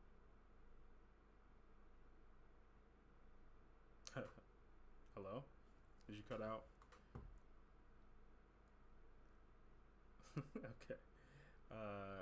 Okay. I think Bridget disconnected. Freeze? Yeah, I did. Oh. Okay. Your face. I was like, you look like you're about to fall asleep. I'm sorry, I'm putting you to sleep. No. I thought you dropped from the call completely. Okay, but continue what you were saying. Play it? No. Do you want me to play? No, we're gonna start wrapping up because it is getting pretty late. Okay. Okay. But yeah, finish. But no, yeah, it was just like, I find it a lot harder to find principle to claim that what she did was morally wrong based on my moral framework. Now, I know socially it's wrong, but again, if she's had said, you little shit, to me it's comparable because it still has this, right, yeah, and it's coming from this place of like, she's shitting on the kid, right? But again, was it warranted? Like, was the kid actually stealing? Does she have credible, can she explain credibly like why she believed that stealing in a malicious way? And so there's just more nuance there. And I don't think that the Bible is going to speak strongly on the names that you call people because the Bible does also believe in shaming, right? Mm-hmm. You shame people for doing things that are wrong, morally speaking. And so it's actually what the kid did based on biblical standard is actually morally worse than what she did because he stole. And the Bible literally says, thou shalt not covet, thou shalt not steal. So the words that people use, I do think the Bible gives on that, like, they call like people harlots and stuff and all these things. And again, is it justified? And based on how it seems like she might understand the N word as like a thuggish black person. I could kind of make the argument that like it's hard for me to even say that. So, but like the main point is, biblically speaking, what the kid did was more wrong than what she did. What she did was socially wrong, and I just don't agree with. But it's not on a moral level. It's more on like a social and a personal level. Can a social wrong ever be worse than a moral wrong? No. Okay. Okay. I would say, well, there's a bunch of different things. As far as the incident itself, I think that it's bad. Shiloh Hendrix, I think, is like, if I'm gonna like both sides, like if the kid going through the stuff, that's bad. Shiloh Hendrix calling him the N-word is bad. I think we kind of do this thing, which is natural, but I think you need to, like, to your point, where like you kind of like if one action kind of overshadows the other, so you're almost like don't want to give any weight to the other action because you feel the way it takes away from the other side, which I think that people are kind of naturally doing. Like I do agree with you that people are probably not saying like, well, the kid going through the bag was like bad. I do think that is worth saying. I do, with that side, I probably would agree that what she said is worse than like a kid going through her bag. But I mean, like, that doesn't mean that you can't like say like, well, the kid going through the bag is bad. I think that is still worth I think that's saying. because we have the context as well, though. Yeah, I think what makes it hard is that we don't have that is true because she doubles down in the video, so it's like the fact that she doubles and down, so you knew that how she meant it. Exactly. So yeah, all that's bad. It's a very unfortunate situation with cancel culture. As far as people like given to the funding goal, I can understand the argument as far as like I'm against cancel culture. So anyone that's going to get canceled, especially when they get doxxed and all that, I'm going to like support them.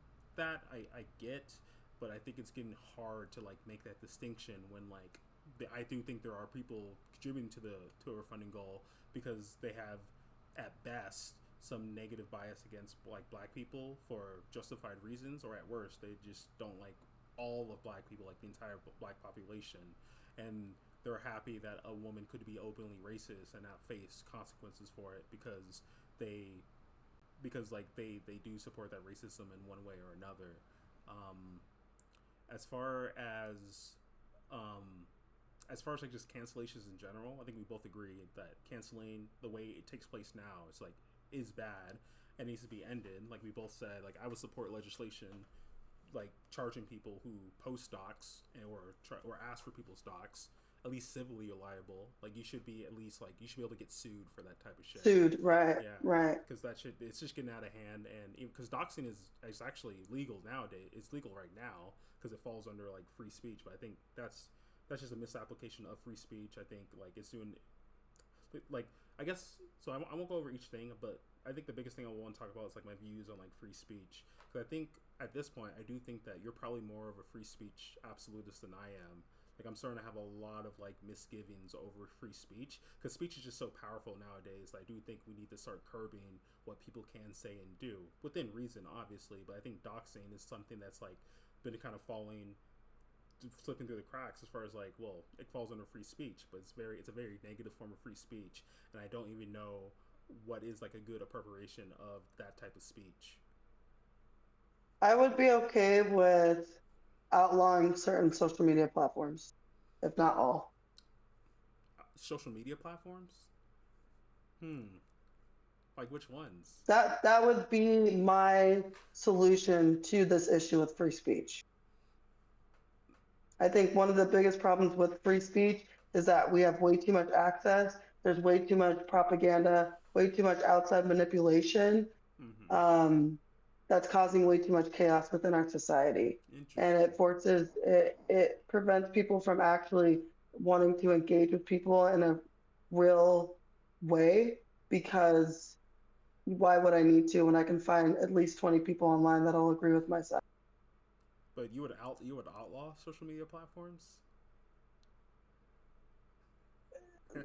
How that works? Yeah, but just for the ease of the answer, yes. Huh. I think it's been a net negative to our society. Interesting. I mean, I'm definitely okay with like regulating what people can say on social media platforms. That becomes tricky though because it can become arbitrary, It and can, that does get to me that helps curb the free speech issue without actually curbing free speech. because you're outlawing the platform, but not the speech itself. Exactly. That's an interesting question. Because I probably do disagree. Like because like You have to admit it might make for a more peaceful society. no, I do agree. I think that social media platforms, at least my intuition pushes me towards thinking that they are a net negative. But I think my hesitations for two things is like one, I don't think social media, like if it is a net negative, that at least implies that there are some positive aspects of social media, and you could probably Always. but you could probably convince me that social media platforms are net positive as opposed to a net negative. It's just like we haven't really found a solution for the negatives right now. So if the ultimately the only solution was to outlaw them, you could probably convince me. But I'm more okay with like trying to regulate speech within itself and keep the platforms, even though I do know that like it can become arbitrary. There's a lot of negative outcomes that could happen from regulating like specific speech on platforms. I do understand that, but I do think that like I think outlawing all social media platforms would just be a step too far for me. But it is an interesting idea. It kind of just depends on like what exactly the social ills that you're like kind of pointing to. Yeah, that's just a rabbit hole. Yeah. So I'll just leave it at that. Yeah, but yeah, that was pretty much that. I think that's pretty much it. Did you have anything else you wanted to say? I think the last thing I'll say is like, I definitely, just going back to Ben Shapiro's point, I definitely see the kind of concern for like a race to the bottom, which is, I do think that's a fair concern. And I'm like, I'm glad to like hear that perspective because I didn't really think of it that way. But, I wouldn't want that. I wouldn't want for that to be the case. So like, that's definitely something that I appreciate and I can be more aware of if something like this happens again. I definitely did not donate to her because I just like, I was like, I'm not mad about it, but like, I can think of better way to spend $5. you're right. I'm like, I'm not about to spend $5, 5 minutes, nothing of anything that I got to go give this woman some money. She got enough. Like, it's fine. So, but I did appreciate that perspective from Ben Shapiro. And then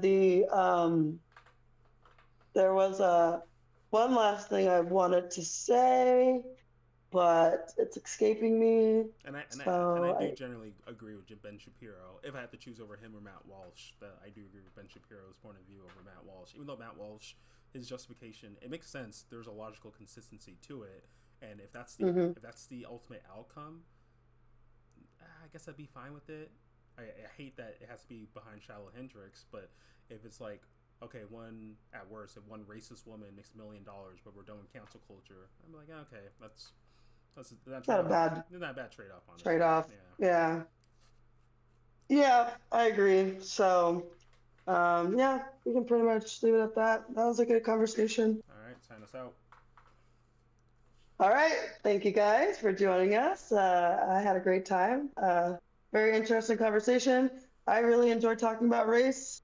I think that's because we're Black and we tend to be opposed to the standard narrative of the Black community. So anyways, thank you guys for tuning in and we hope to see you guys next time.